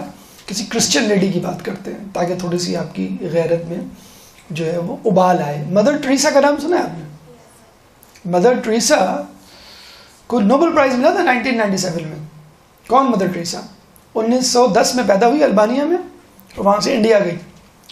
انڈیا جا کے اس نے کہا کہ بس میں یہیں کی ہو کے رہ گئی، بس مجھے یہیں رہنا ہے. انڈیا سے کوئی میسیڈونیا، البانیہ کا ابھی موجودہ نام میسیڈونیا، یورپ جائے اور وہ جا کے کہے کہ بس اب تو مجھے یہیں رہنا ہے. تو سمجھ میں آتی ہے بات.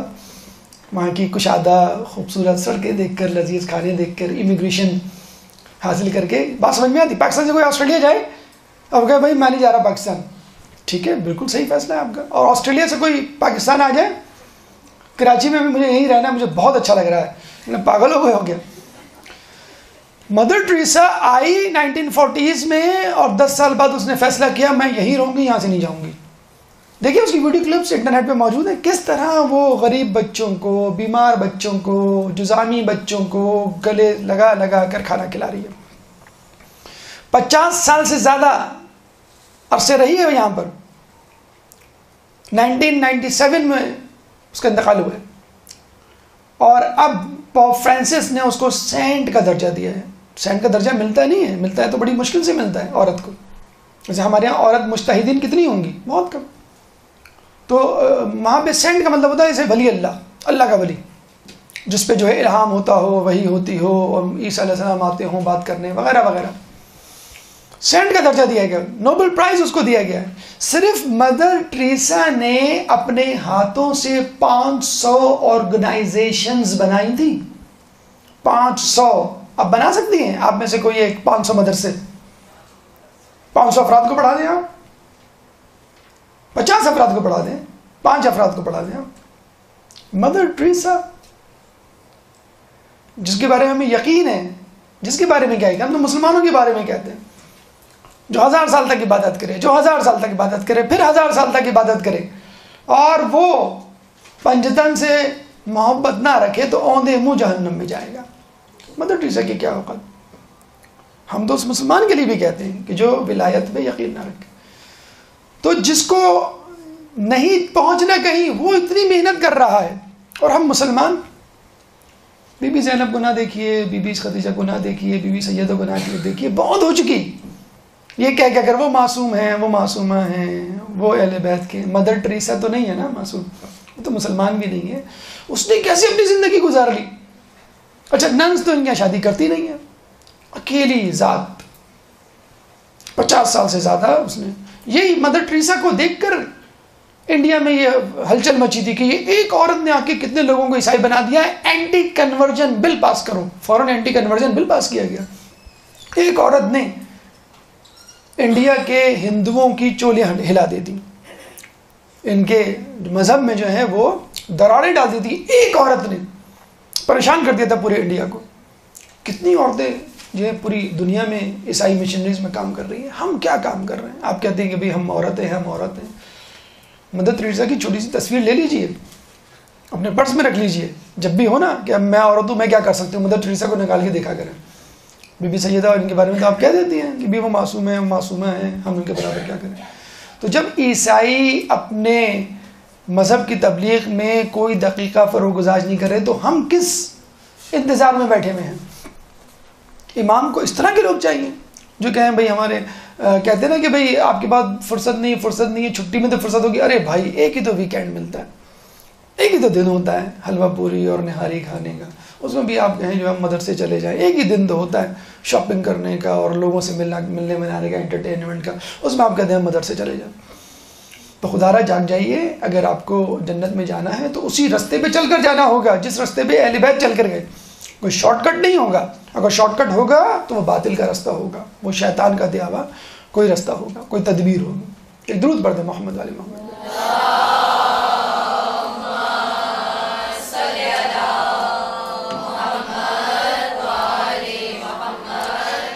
ہماری گفتگو کا تیسرا مرحلہ دلائل کی اہمیت. یہ تیسرا پیغام ہے مباہلہ کا. دیکھیے آج کل مسلمانوں پہ بہت آسانی کے ساتھ ایک لیبل لگا دیا جاتا ہے. کون سا لیبل؟ دہشت گردی کا، تشدد پسندی کا، کہ یہ جو ہے ٹیرورسٹ ہیں، یہ جو ہے ایکسٹریمسٹ ہیں.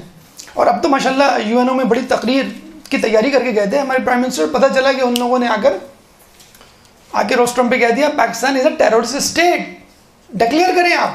او کیا ہو گیا بھائی؟ لوگ ہم تو بات کرنے آئے تھے اور یہاں پہ ہمیں دہشت گرد ملک قرار دے رہے ہیں، کر لیں جو کرنا ہے. مغرب نے ایسا جھنجھنا، ایسا کھلونا ہمارے ہاتھ میں پکڑایا ہے کہ یقین کریں کہ سمجھ میں نہیں آتا ہے اس مسئلے کو کیسے حل کریں.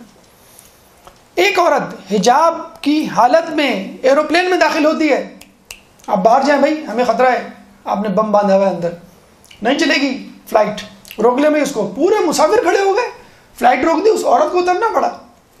یہ حالت ہو گئے، یہ حالات ہو گئے کہ انگلینڈ میں ایک عورت جا رہی ہے رات میں، اس کا پیچھے سے اسکارف پکڑ کے کھینچ رہے کہ یو آر ٹیرورسٹ. دیکھا آپ نے کیسا دہشت گردی کا لیبل لگایا ہمارے اوپر.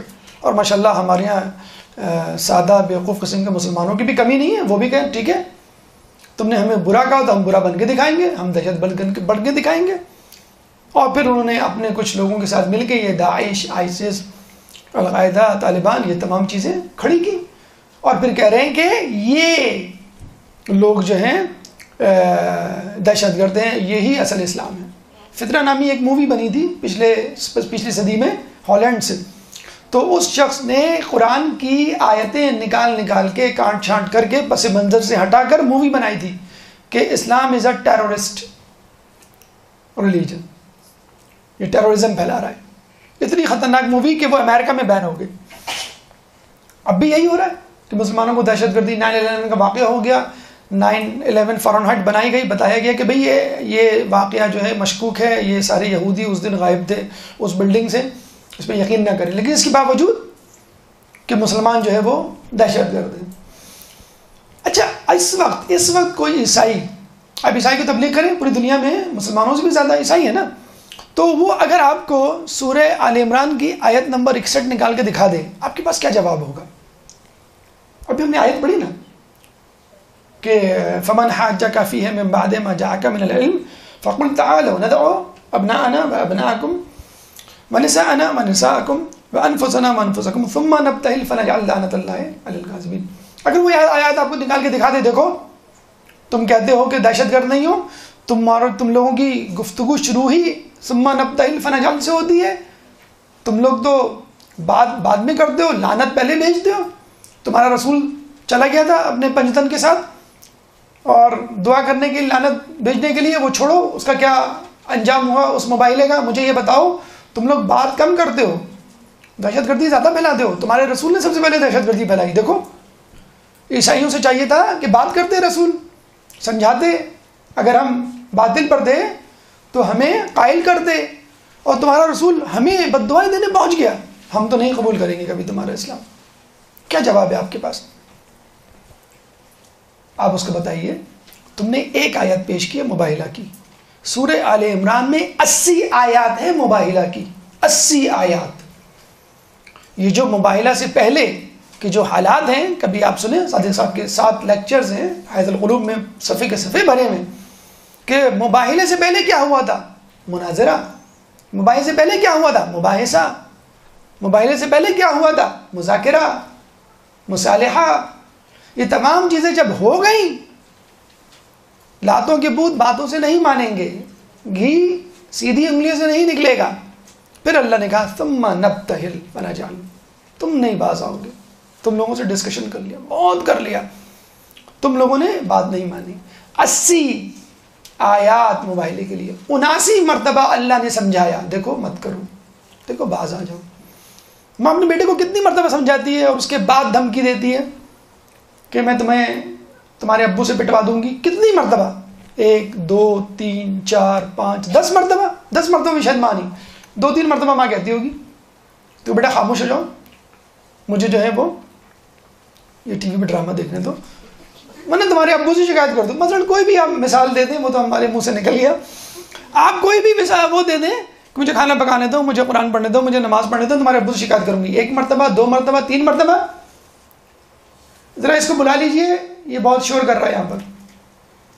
ہاں بھی بیٹا علی آ جاؤ. دیکھا بیٹا میں نے کہا تھا، بار بار 3-4 مرتبہ. اللہ تعالیٰ 79 مرتبہ سمجھا رہا ہے، تو کیا اللہ کا یہ حق نہیں کہ 80 مرتبہ کہا ہے کہ چلو بس آ جاؤ، بہت ہو گئی، میدان میں آ جاؤ. اگر تم کو بہت زیادہ زعم ہے نا کہ تم سچے ہو تو دیکھ لیتے کس پہ لعنت پڑے گی. عیسائی اگر کوئی یہ کہے کہ تم جنگ و جدل والے ہو اور تمہاری گفتگو جو ہے لعنت ملامت سے شروع ہوتی ہے، جی نہیں، ہماری گفتگو لعنت ملامت پہ ختم ہوتی ہے. 80ویں آیت آئی تو ہم نے کہا لعنت اللہ علی الکاذبین، لعنت ہو جھوٹوں پر.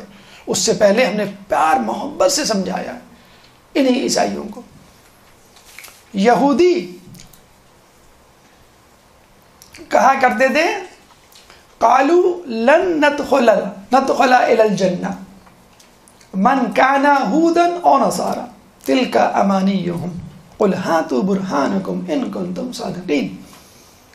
یہودی کہتے ہیں کہ جنت میں کوئی نہیں جائے گا، لن يدخل الجنہ ما كان الا ما كان هودا او نصارى، سوائے اس کے کہ جو یہودی ہو یا عیسائی ہو.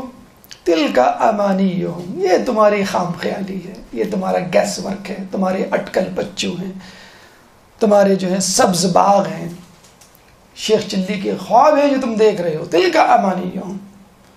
اور کس طرح پھر اللہ نے دل پہ پتھر رکھ کے کہا ہوگا ٹھیک ہے کوئی بات نہیں، قل ہاتوا برہانکم ان کنتم صادقین، ٹھیک ہے کوئی دلیل ہے تو لے آؤ.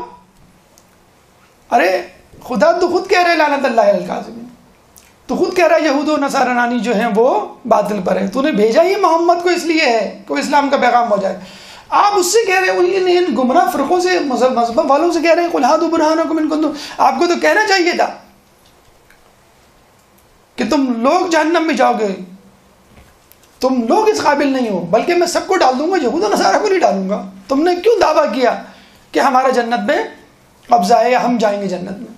اللہ اس موقع پر بھی اپنے غصے کو کنٹرول کر کے، یہ میسیج ہے اللہ کا ہمارے لیے کہ کوئی بیوقوف دشمن اہل بیت آپ کے سامنے کھڑا ہو کے کہے کہ میں مسلمان ہوں تم کافر ہو، تب بھی تم مسکرا کے کہنا قل ہاتوا برہانکم ان کنتم صادقین. آپ کے پاس کوئی دلیل ہے تو پیش کیجئے.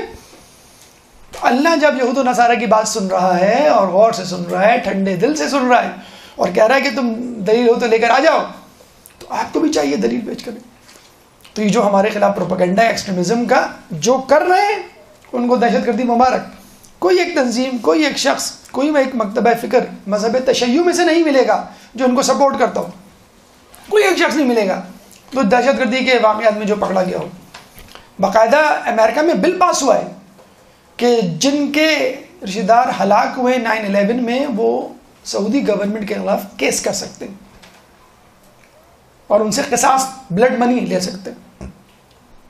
پارلیمنٹ نے بل پاس کر دیا، باراک اوباما نے ویٹو کر دیا. کیوں؟ اگر آپ نے ان پہ کیس کرنے شروع کر دیے تو ہمارے $800 ملین کا جو اسلحہ بیچنا ہے ان کو وہ نہیں خریدیں گے. وہ کیسے بکے گا؟ اس لیے روک دیا. اور سعودی گورنمنٹ خود کہہ رہی ہے کہ کیا نام کہ ہماری جو انویسٹمنٹ ہے امریکہ سے وہ ہم نکال لیں گے. تو آپ نے دیکھا کہ کس طرح جو ہے وہ ایکسٹریمزم کا لیبل لگا کے آپ کو بیوقوف بنایا جا رہا ہے. آپ کو فرسٹ ورلڈ وار کیا مسلمز اور کرسچینٹی کے درمیان ہوئی تھی؟ سیکنڈ ورلڈ وار کیا مسلمز اور جوڈازم کے ماننے والوں کے خلاف ہوئی تھی؟ ہولوکاسٹ کیا مسلمانوں نے کیا تھا؟ کروڑوں لوگ لقمہ اجل بنے، کروڑوں لوگ اس first world war, second world war اور دیگر میں. کیا کوئی مسلمان شامل تھا؟ ویتنام میں کیا مسلمان تھے؟ مسلمانوں پہ آپ نے لیبل لگایا ہے کہ ان کو کسی طرح دہشت گرد قرار کیا جائے، ان کو بار بار قاتل، چور، ڈکیت اور دہشت گرد کہا جائے تاکہ یہ مجبور ہو جائیں. ہاں ٹھیک ہے، اگر مجھے دہشت گرد کہہ رہے ہو تو میں ہوں، حالانکہ نہیں ہے. اور جہاں تک یہ بات ہے دلیل کی، تو مجھے بتائیے خدا سے زیادہ کون قادر ہوگا یہود و نصارہ اور نافرمانوں کو سزا دینے پر؟ خدا کہہ رہا ہے قُلْ هَاتُوا بُرْهَانَكُمْ إِن كُنتُمْ صَادِقِينَ کہ اگر تم اپنی بات میں سچے ہو تو دلیل لے کر آؤ. ایک درود پڑھ دیں محمد والے محمد.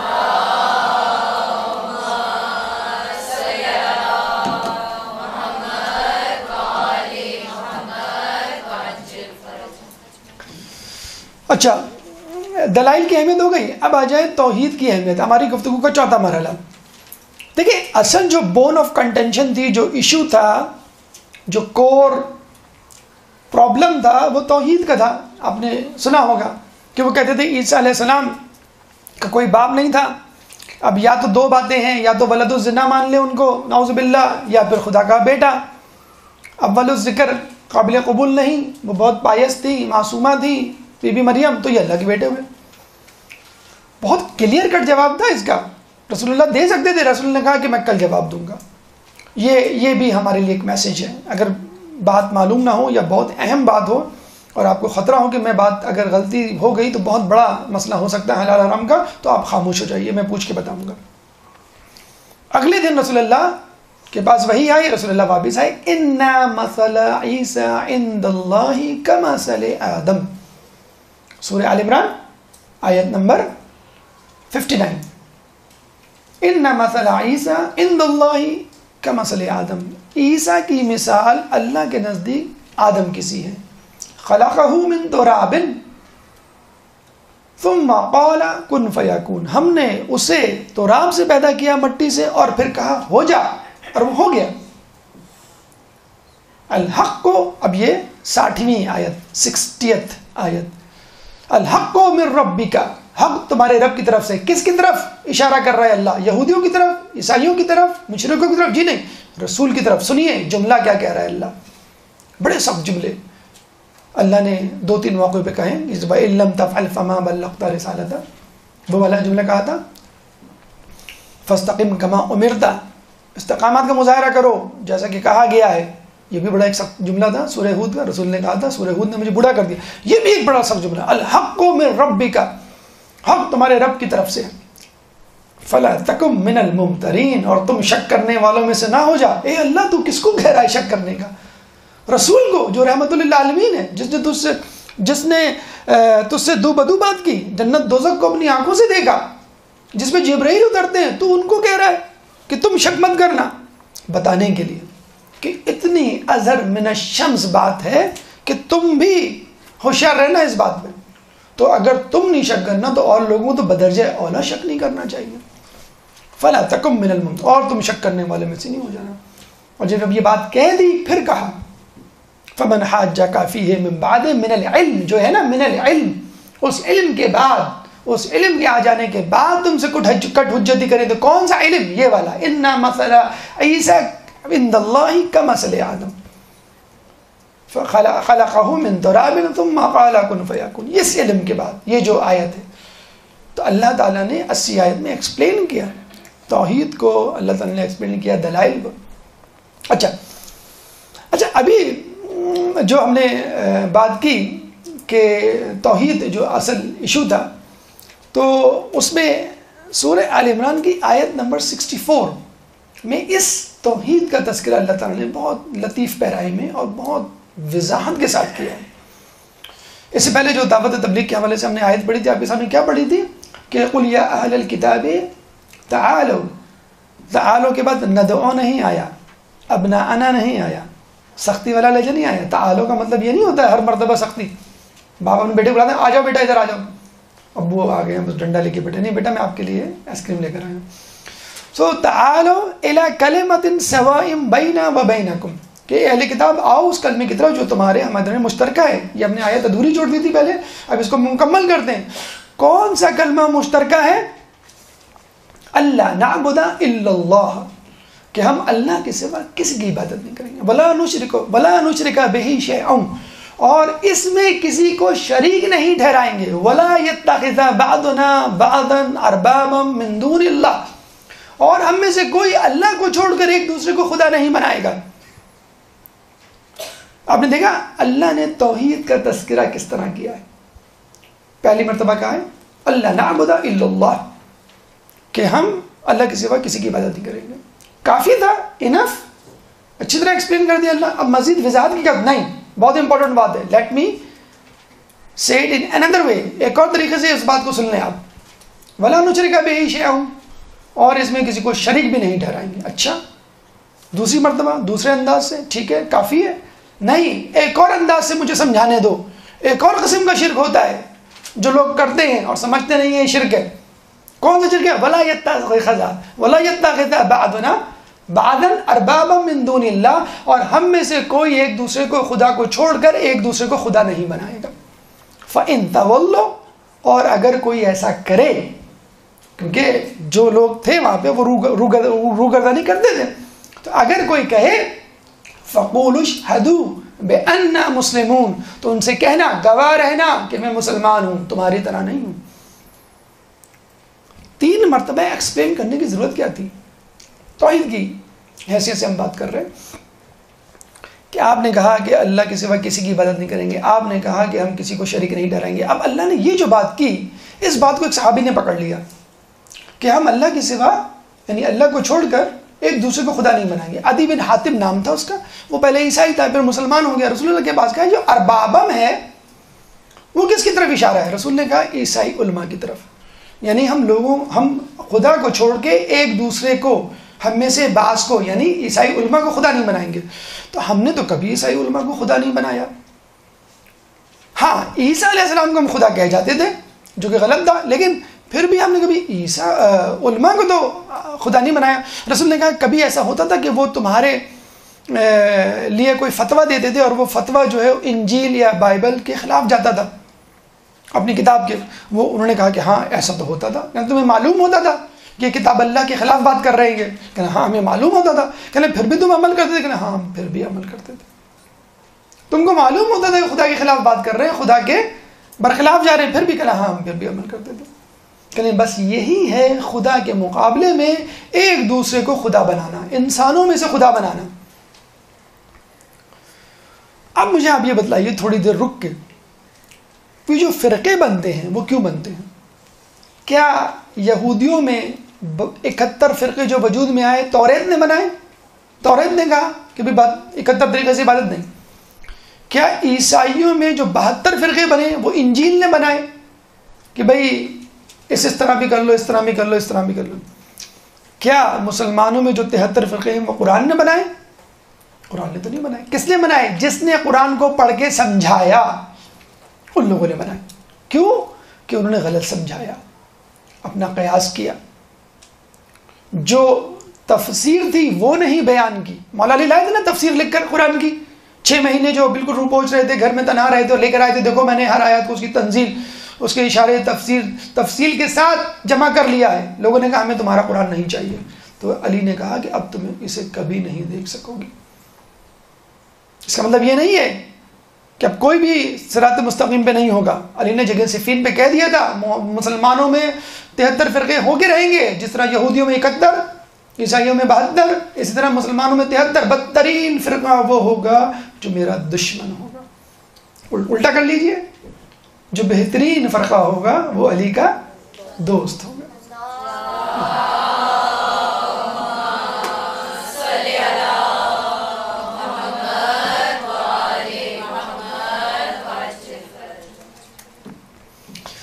تو ہمارے یہاں جو گروہ بندیاں ہیں, فرقہ بندیاں ہیں, مسالک ہیں, وہ اس وجہ سے ہیں کہ قرآن تو ایک ہے, قرآن کو پڑھ کر سمجھانے والے اور ہیں. اور کیوں ایسا وہ کر جاتے ہیں غلطیاں؟ اس لیے کہ قرآن اس ذریعے سے نہیں سمجھاتے کہ جس ذریعے سے سمجھانا چاہیے. دیکھیں, قرآن نے 80 آیات پیش کی نا مباہلے کے لیے, نہیں سمجھ میں آیا, قرآن سے بات نہیں سمجھ میں آئی نا, تو پھر کس کو لے کر آئے بات سمجھانے کے لیے؟ اطرت کو. قرآن و اطرت, کہ میں اپنے پیچھے 2 گراں قدر چیزیں چھوڑے جا رہا ہوں, یہ ایک دوسرے سے جدا نہیں ہوں گی جب تک حوض کوثر پر میرے پاس نہ پہنچ جائیں. تو قرآن سے اگر کوئی بات نہ سمجھ میں آئے تو تم اہل بیت سے سمجھ لو. یہ تو بہت دور کی بات ہے کہ اہل بیت کی کوئی بات سمجھ میں نہیں آئے تو نہیں, قرآن کی کوئی بات اہل بیت تمہیں سمجھ میں آئے تو اہل بیت سے سمجھ لو. تو یہاں تو ہم اس بات پر وہ ہیں کہ قرآن افضل کہ اہل بیت افضل. یہاں کہہ رہے ہیں قرآن کافی نہیں تھا تمہارے لیے اہل بیت کافی ہیں, وہ سمجھا دیں گے. اور لوگ کیا کہتے تھے کہ حسبنا کتاب اللہ. ارے کتاب تو عیسائیوں کے لیے کافی نہیں ہوئی, اہل بیت کو لانا پڑا سمجھانے کے لیے. اور یہاں پہ آپ کہہ رہے ہیں حسبنا کتاب اللہ, ہمارے لیے اللہ کی کتاب کافی ہے, ہم جو ہیں ہمیں علی کی ولایت اور ائمہ کی امامت نہیں چاہیے. تو یہ گروہ بندیاں اس لیے ہوتی ہیں کہ فاسألوا اہل الذکر, پوچھ لو اہل ذکر سے. اہل ذکر کون ہے؟ نفس رسول ہے. اہل ذکر کون ہے؟ بجتن پاک. ان کی طرف ہم رجوع نہیں کرتے. تو اگر قرآن کے ساتھ اطرت کو لے لیا جائے, قرآن کے ساتھ اہل بیت کو لے لیا جائے, تو قرآن اچھی طرح واضح طور پر سمجھ میں آ جائے. ورنہ واضح آیات, کھلی ہوئی عبارتیں آپ کو سمجھ میں نہیں آئیں گی, اور آپ وضو میں پاؤں کو دھوتے رہ جائیں گے, ہاتھ ملتے رہ جائیں گے. ایک درود پڑھ دیں محمد والے محمد.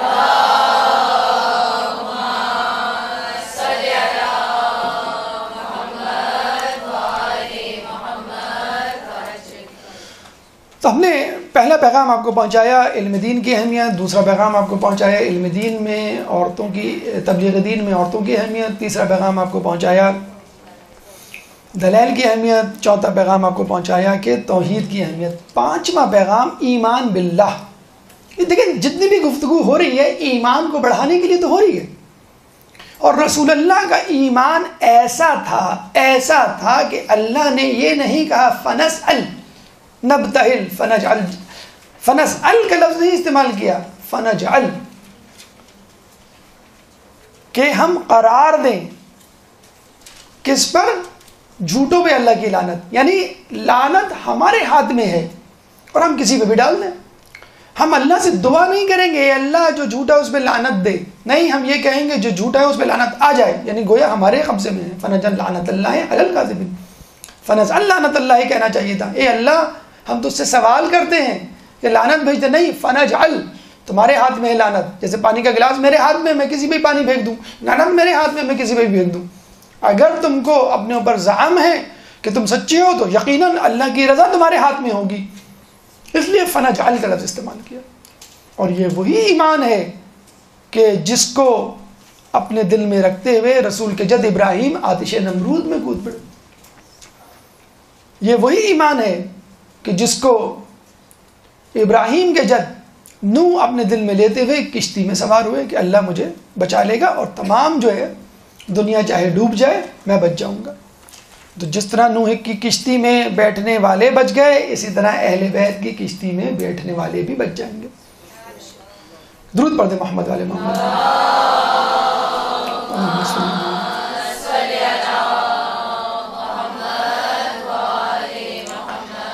ایمان کے حوالے سے ایک بات، اگر برا نہ منائے، اوور کانفیڈنس کا شکار مت ہوئیے گا کبھی۔ ہم کس کا انتظار کر رہے ہیں؟ امام زمانہ کا۔ ٹھیک، یاد رکھیے گا اس بات کو۔ نجران کس کا انتظار کر رہے تھے؟ رسول کا۔ یہودی مدینے میں آ کے کیوں بیٹھ گئے تھے ڈیرا جما کر؟ کس کا انتظار کر رہے تھے؟ جب رسول آئے تو مانا، تقلید کی، اتباع کی۔ اس بات کی کیا گارنٹی؟ آپ کیا دودھ میں دھلے ہوئے لوگ ہیں کیا؟ آپ کے کوئی نئی اچھوتی مخلوق ہیں کیا؟ آپ بھی تو انسان ہیں نا۔ وہ بھی انتظار کر رہے تھے، جب رسول آئے تو انکار کر گئے۔ تو کیا ہم میں سے ایسے لوگ نہیں ہوں گے کہ امام کے آنے پہ انکار کر دیں؟ جب ہم ابھی تقلید کا انکار کر سکتے ہیں، نائب امام کا انکار کر سکتے ہیں، تو امام کا انکار کرنے میں کیا مسئلہ ہے؟ نائب امام کون ہے؟ مجتہدین ہے نا، مراجع ہے نا، اس کا انکار کر رہے ہیں نا لوگ۔ باقاعدہ کہا گیا ہے کہ پاکستان میں، کراچی میں ایسی مجالس ہوں گی کہ جن کے لیے کہا گیا ہے کہ کوئی باقاعدہ عالم نہ ہو، ذاکر ہوں، غلو فی الدین کرنے والے ہوں۔ باقاعدہ انگلینڈ سے M15 جو ان کو فنڈنگ کرے گی، کتنا عام ہے یہ نہ بھی کرے کوئی فنڈنگ، لیکن آپ دیکھ لیجئے کہ ممبر جو ہے اب ذاکر آ کے ممبر خرید رہا ہے کہ 5 لاکھ دوں گا، یہ ممبر مجھے دے دو۔ ڈھونڈیے، آپ کے آس پاس مل جائے گا۔ ایک درود پڑھ دے محمد علیہ محمد۔ اللہم صلی علی محمد۔ تو اس ایمان کا صحیح استعمال کیجئے، تجدید ایمان کرتے رہیے، ورنہ یہ ممکن ہے، روایتوں میں آیا ہے کہ جب امام اور سید حسنی کا لشکر آمنے سامنے ہوں گے، سید حسنی امام سے معجزات طلب کریں گے، امام معجزات دکھائیں گے تو سید حسنی کے ساتھ بہت سارے لشکری منحرف ہو جائیں گے کہ امام نہیں ہے، جادوگر۔ آپ کو واقعہ سنا ہے نا علی علیہ السلام کے زمانے میں کوفے میں جو 73 لوگ تھے، جب معجزات دکھانے کہا، علی نے کہا کہ تم برداشت نہیں کرو گے، نہیں دکھائیے۔ 71 لوگ جب واپس آئے، مسجد میں نماز پڑھی، پھر دوبارہ وہی معجزہ، ایک جو تھا وہ بھی صرف ایک باقی رہ گیا۔ اس بات کی کیا گارنٹی؟ چھٹے امام، امام جعفر صادق علیہ السلام، اللہم صلی علی محمد۔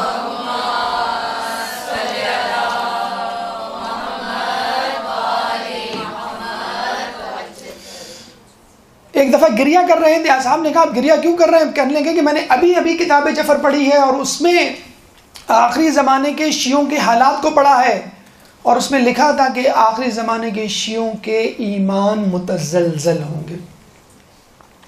کیوں متزلزل ہوں گے؟ حب الدنیا، جس وقت دنیا میں مادیت پرستی کی وبا پھیلی ہوئی ہے، اس وجہ سے متزلزل ہوں گے۔ تو خدا را اپنے ایمان کو چیک کرتے رہیے۔ ایمان کب مضبوط ہوتا ہے؟ جب یقین ہوتا ہے، باقاعدہ روایت مولا علی کی۔ اور یقین کب مضبوط ہوتا ہے؟ جب علم ہوتا ہے۔ ائمہ کا علم وہابی تھا، مکمل تھا، مطلق تھا، اس لیے یقین بھی مکمل تھا، مطلق تھا، اس لیے ایمان بھی مطلق تھا، مکمل تھا۔ اگر آپ چاہتے ہیں کہ آپ کا ایمان بھی مکمل کی طرف گامزن ہو تو وہی علم لیجئے جو ائمہ سے آپ کو مل رہا ہے۔ مسلسل علم، جتنا علم حاصل کریں گے۔ کچھ لوگ کہتے ہیں رٹو طوطے کی طرح علم حاصل کرنے کا کیا فائدہ؟ عبادت کرو، اپنی ایمان کو مضبوط کرو۔ عبادت اور ایمان کیسے مضبوط ہوگا کہ جب آپ کو پتہ نہیں چلے گا مجھے کس طرح عبادت کرنی ہے؟ علم مسلسل علم۔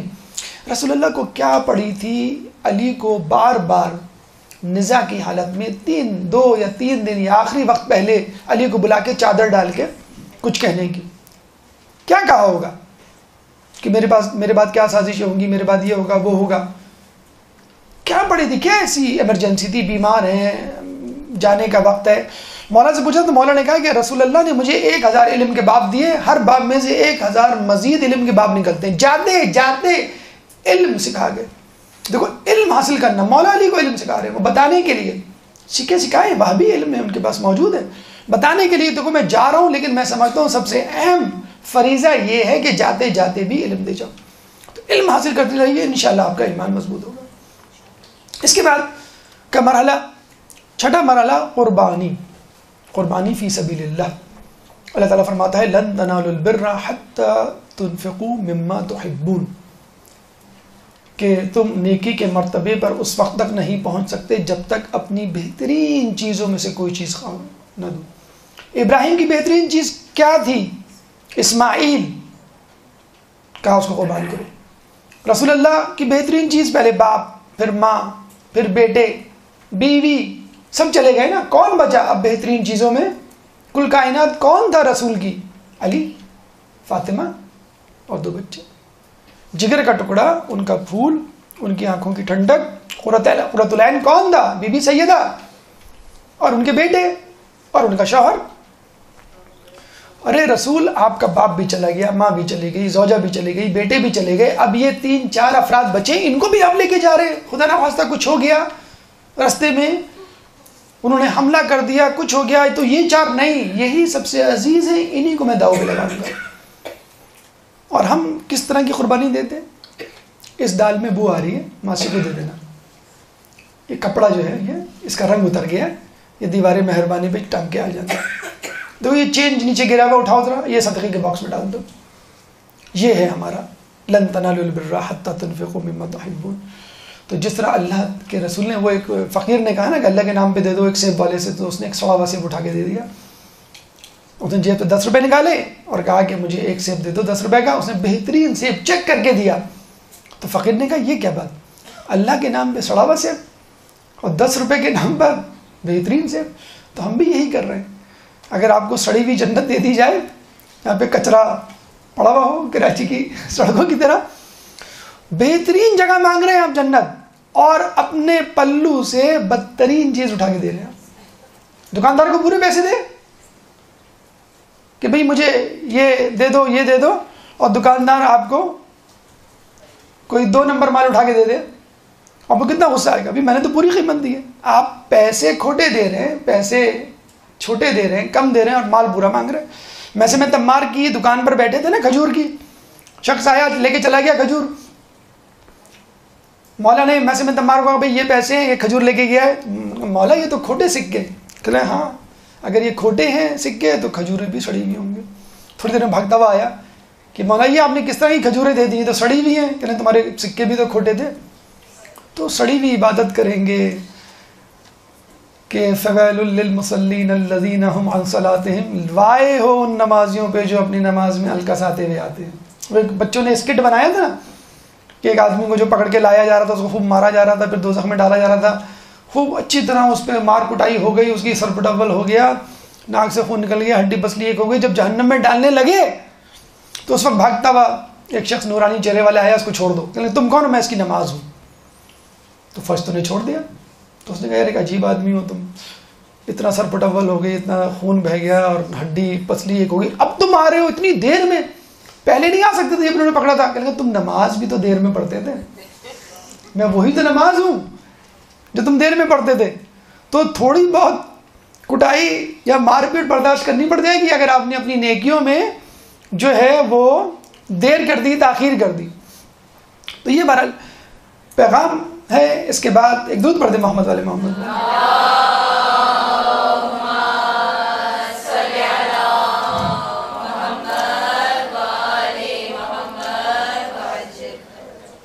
ساتواں مرحلہ نمود و نمائش، یا چھٹا مرحلہ ہے میرے خیال میں، ساتواں مرحلہ نمود و نمائش۔ دیکھیں یہ جب آئے تھے عیسائی تو بہترین زرق برق لباس پہنے ہوئے تھے، ٹھیک، سونے کی انگوٹھی، ریشمی لباس، تو رسول اللہ نے ان کی طرف دیکھا تک نہیں۔ تو اب یہ عیسائی گئے متمول قسم کے افراد کے پاس اور کہنے لگے کہ بھائی یہ رسول بات نہیں کر رہے، ہم تو بات کرنے آئے۔ انہوں نے کہا ان کے پاس جاؤ، یہ بتا دیں گے تم کو۔ تو ان صاحب کے پاس گئے، انہوں نے بتا دیا، رسول اللہ سے مشورہ کیے بغیر کہ اپنے کپڑے تبدیل کرو، عام سے سیدھے سادے کپڑے پہن کے آؤ۔ کون تھا بتانے والا؟ مولا علی، نفس رسول، جو رسول کو دیکھے بغیر بتلا دے رسول کا مزاج، رسول کا موڈ کیسا ہے۔ وہ سیدھے سادے کپڑے پہن کر آئے۔ مجھے بتائیے یہ کیا میسیج رسول اللہ دینا چاہ رہے ہیں کہ جو مذہبی اجتماعات ہیں، مذہبی جگہیں، وہاں سیدھے سادے عام سے کپڑے پہن کر آؤ، زرق برق لباس پہن کر نہ آؤ۔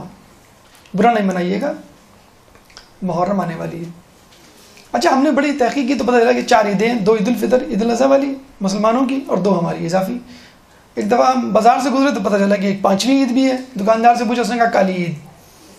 آپ کو معلوم نہیں شیعوں کی یہاں ایک کالی عید بھی ہوتی ہے, آپ 2 اضافی عید نہیں مناتے, 3 اضافی عید مناتے ہیں. ہم نے کہا کیسے؟ کہنے لگے یہ جوڑے لے کے جائیں گے ابھی آپ, ہر مجلس کا ایک نیا جوڑا ہوگا. مجھے بتلائیے, امام کا قول ہے, ہمارے دوسرے امام کا قول ہے کہ اپنی عورت کو زیادہ جوڑے نہ بنوا کر گھر سے جانے سے روکو. جو عورت بازار میں بہترین زرق برق چمکدار قسم کا جوڑا, چاہے وہ کالا ہی کیوں نہ ہو. اچھا یہ بتا دوں, مغربی ممالک میں جو نائٹ ڈریس ہوتا ہے تقریبات کا, وہ بلیک ہوتا ہے. جتنی تقریبات ہوتی ہیں فلم انڈسٹریز کی آپ دیکھ لیں, بلیک ڈریس پہنتے ہیں, وہ یہ رول ہے ان کے. تو وہ لوگ تو بالکل بھی یقین نہیں کریں گے آپ پر کہ یہ بلیک ڈریس آپ نے اس کے لیے پہنا ہے, اور جس طرح زرق برق پہنا ہے آپ نے. تو مجھے یہ بتائیے کہ یہ عیسائیوں والی تقلید نہیں ہے کہ جس طرح وہ زرق برق لباس پہن کر آئے تھے امپریس کرنے کے لیے, ہم بھی جاتے ہیں دوسروں کو دکھانے کے لیے. ایک عورت جو نیا زرق برق لباس پہنے گی, کیا وہ چاہے گی کہ پراپر طور پہ حجاب ہو؟ اس کو تو حجاب بھی ایسا ہوگا کہ نظر آئے کہ اس نے اندر کیا پہنا ہے. اس کا کوٹ, اسکارف, اس کی چادر, اس کا مکھنا, جو بھی چیز وہ پہنے گی حجاب, وہ کبھی بھی 100% اپنے لباس کو نہیں چھپائے گی. کیوں چھپائے گی؟ وہ اس نے پہنا ہی اس لیے کہ وہ لوگوں کو دکھائے. تو یاد رکھیے, جس طرح رسول نے منہ پھیر لیا عیسائیوں سے, کیا بی بی سیدہ آپ سے منہ نہیں پھیر لیتی ہوں گی کہ تم میری مجلس میں رونے آئی ہو یا لباس دکھانے آئی ہو؟ یہاں موجود ہوں گے ایسے لوگ, آپ ان سے پوچھ لیں, اپنی امی سے پوچھ لیں. لوگ پہلے پرانے لباسوں کو کالا رنگوا کر پہنتے تھے. دکانوں کی, کپڑوں کی دکانوں پر رش نہیں ہوتا تھا, رنگ ریزوں کی دکانوں پہ رش ہوتا تھا. اب جو ہے نیا جوڑا پہنے بغیر گزارا نہیں ہے. لگتا تھا لوگ جب مجلس میں آتے تھے کہ یہ پرانا لباس پہن کر آیا ہے, یہ رنگا ہوا لباس پہن کر آیا. کیوں؟ کہ مجلس میں آیا ہے, رونے دھونے آیا ہے, کہ لوگوں کو دکھانے کے لیے تو نہیں آیا ہے. تو یہ بھی ایک میسیج ہے کہ اپنی مذہبی اجتماع میں آئیں تو پورے جو ہیں تقدس کے ساتھ آئیں, اور خواتین ہونے کے ناطے حجاب کے ساتھ آئیں. اگر کالے کپڑے پہننے اور خریدنے پڑ جائیں, نئے خریدنے بھی پڑ جائیں, تو ایسے لباس کا انتخاب کو کہ لگے نا کہ آپ کسی جشن کی تیاری کے لیے آئیں, اور خصوصی طور پہ آپ نے اس کے لیے یہ سلوایا. نمود نمائش. اس کے بعد آئیے حب دنیا, ہماری گفتگو کا 8واں مرحلہ, حب دنیا. یہ جو 3 افراد تھے, ان میں سے 2 افراد حاتب اور طیب, یہ عاقب اور طیب, یہ رسول کے پاس آئے. تو رسول اللہ نے ان سے کہا کہ کیا تم اسلام قبول نہیں کرو گے؟ تو انہوں نے کہا کہ ہم نے اسلام قبول کر تو لیا ہے. انہوں نے کہا ہم نے اسلام اس لیے قبول کیا, ہم نے اسلام قبول کر لیا. انہوں نے کہا اسلام نہیں قبول کیا, تم نے جو ہے اس لیے نہیں قبول کیا ہے کہ تم صلیب کی محبت, خنزیر کی محبت اور شراب خوری کی محبت میں گرفتار. مجھے بتائیے کون سی ایسی محبتیں تھیں جن کو وہ قربان نہیں کر سکتے تھے؟ ہمارا حال بھی یہی ہے کہ مذہب اہل بیت کو مانتے ہیں, اسلام کو برحق مانتے ہیں, لیکن پھر بھی حلال حرام سے نہیں آگے بڑھتے, فکر نہیں کرتے ان کی کہ ہمیں کیا کرنا ہے کہ کیا نہیں کرنا. تو یہ عادتیں ہیں, یہ محبتیں ہیں جو ہمیں اسلام سے عمل کرنے کی روکتی ہیں. اس کے بعد 9واں مرحلہ جھوٹوں کی مذمت. دیکھیں اللہ تعالیٰ یہ بھی کہہ سکتا تھا کہ عیسائیوں پر لعنت, اللہ تعالیٰ جو ہے وہ یہ بھی کہہ سکتا تھا کہ جو ہے گمراہوں پہ لعنت, لیکن اللہ نے کیا کہا؟ کاذبین, جھوٹ بولنے والوں پہ لعنت, کیونکہ وہ جھوٹ بولا کرتے تھے. جھوٹ اتنی برائی ہے, اس کے لیے کاذب کا لفظ استعمال کیا گیا, اور جھوٹ کے لیے باقاعدہ کہا گیا کہ کیونکہ یہ بائبل میں جھوٹ بول رہے ہیں, اللہ کے احکامات میں اس لیے اس قابل ہیں کہ ان پر جو ہے وہ لعنت بھیجی جائے. اچھا, جھوٹ کی کئی اقسام ہیں. نمبر 1, واقعے کا انکار. مجھے بتائیے جن لوگوں نے غدیر خم کا انکار کیا وہ جھوٹ نہیں بولا, انہوں نے واقعے کا اقرار, لیکن اس میں توجیحات نکال لینا کہ مولا کے یہ معنی, مولا کے یہ وہ معنی, یہ بھی ایک قسم کا جھوٹ ہے. نمبر 3, واقعے کو چھوٹا کر کے بیان کرنا, اس کی حیثیت کو گرا دینا. علامہ شبلی نعمانی نے اپنی کتاب سیرت النبی میں, جس کو صدارتی ایوارڈ دیا گیا, اس میں واقع مباحلہ کو فقط 1.5 صفحے کا لکھا ہے, اور آخر میں حاشیے میں لکھا ہے کہ شاید اس واقعے میں حضرت علی بھی شریک تھے. بتائیں, یہ اشتباہ پیدا کرنا, واقعے کو گھٹانا, یہ جھوٹ نہیں ہے کیا؟ ایک قسم کا جھوٹ ہم بھی بولتے ہیں, اور خود ہم عیسائیت میں اس بات کے شریک کار ہیں.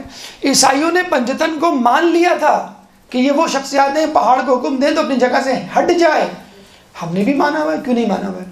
لیکن مجھے بتائیے کردار, رفتار, گفتار, اعمال کے اعتبار سے ہم عیسائیوں کے برابر نہیں. ہمارے یہاں کی بے حجابی، ہمارے یہاں کی فحاشی، ہمارے یہاں بے نمازی لوگ، ہمارے یہاں حرام کھانے والے لوگ، ہمارے یہاں جھوٹ بولنے والے لوگ، اخلاقیات سے گری ہوئی حرکتیں کرنے والے لوگ، اگر دیکھا جائے بنحیث المجموعی ہم شاید ان سے بھی پیچھے ہیں، حالانکہ وہ بھی پنجتن کو مانگتے تھے، ہم بھی، تو ہم اور وہ برابر ہیں اس منافقت میں. تو خدا را اس بات سے نکلیے اور خالی خولی ظاہری ایمان سے پرہیز کیجیے، محبت کو ثابت کر کے دکھائیے. آخری اور 10واں مرحلہ ہماری گفتگو کا کہ سچوں کی فضیلت. ایک درود پڑھ دے محمد والے محمد.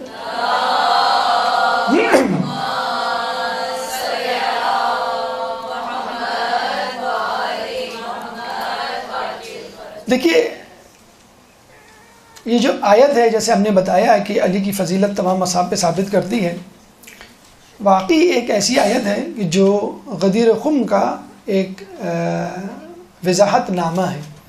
حاکم شام کے دربار میں ایک شخص بیٹھا ہوا تھا، تو حاکم شام نے کہا کہ تم علی پہ تبرہ کیوں نہیں کرتے؟ تو اس نے کہا کہ علی کی 3 فضیلتیں ایسی ہیں کہ جن کی وجہ سے میں ان پہ تبرہ نہیں کر سکتا. ایک فضیلت وہ ہے جو آیہ مباہلہ میں اللہ نے انفسنا ان کے لیے لفظ استعمال کیا، اس لیے میں وہ ان پہ تبرہ نہیں کر سکتا.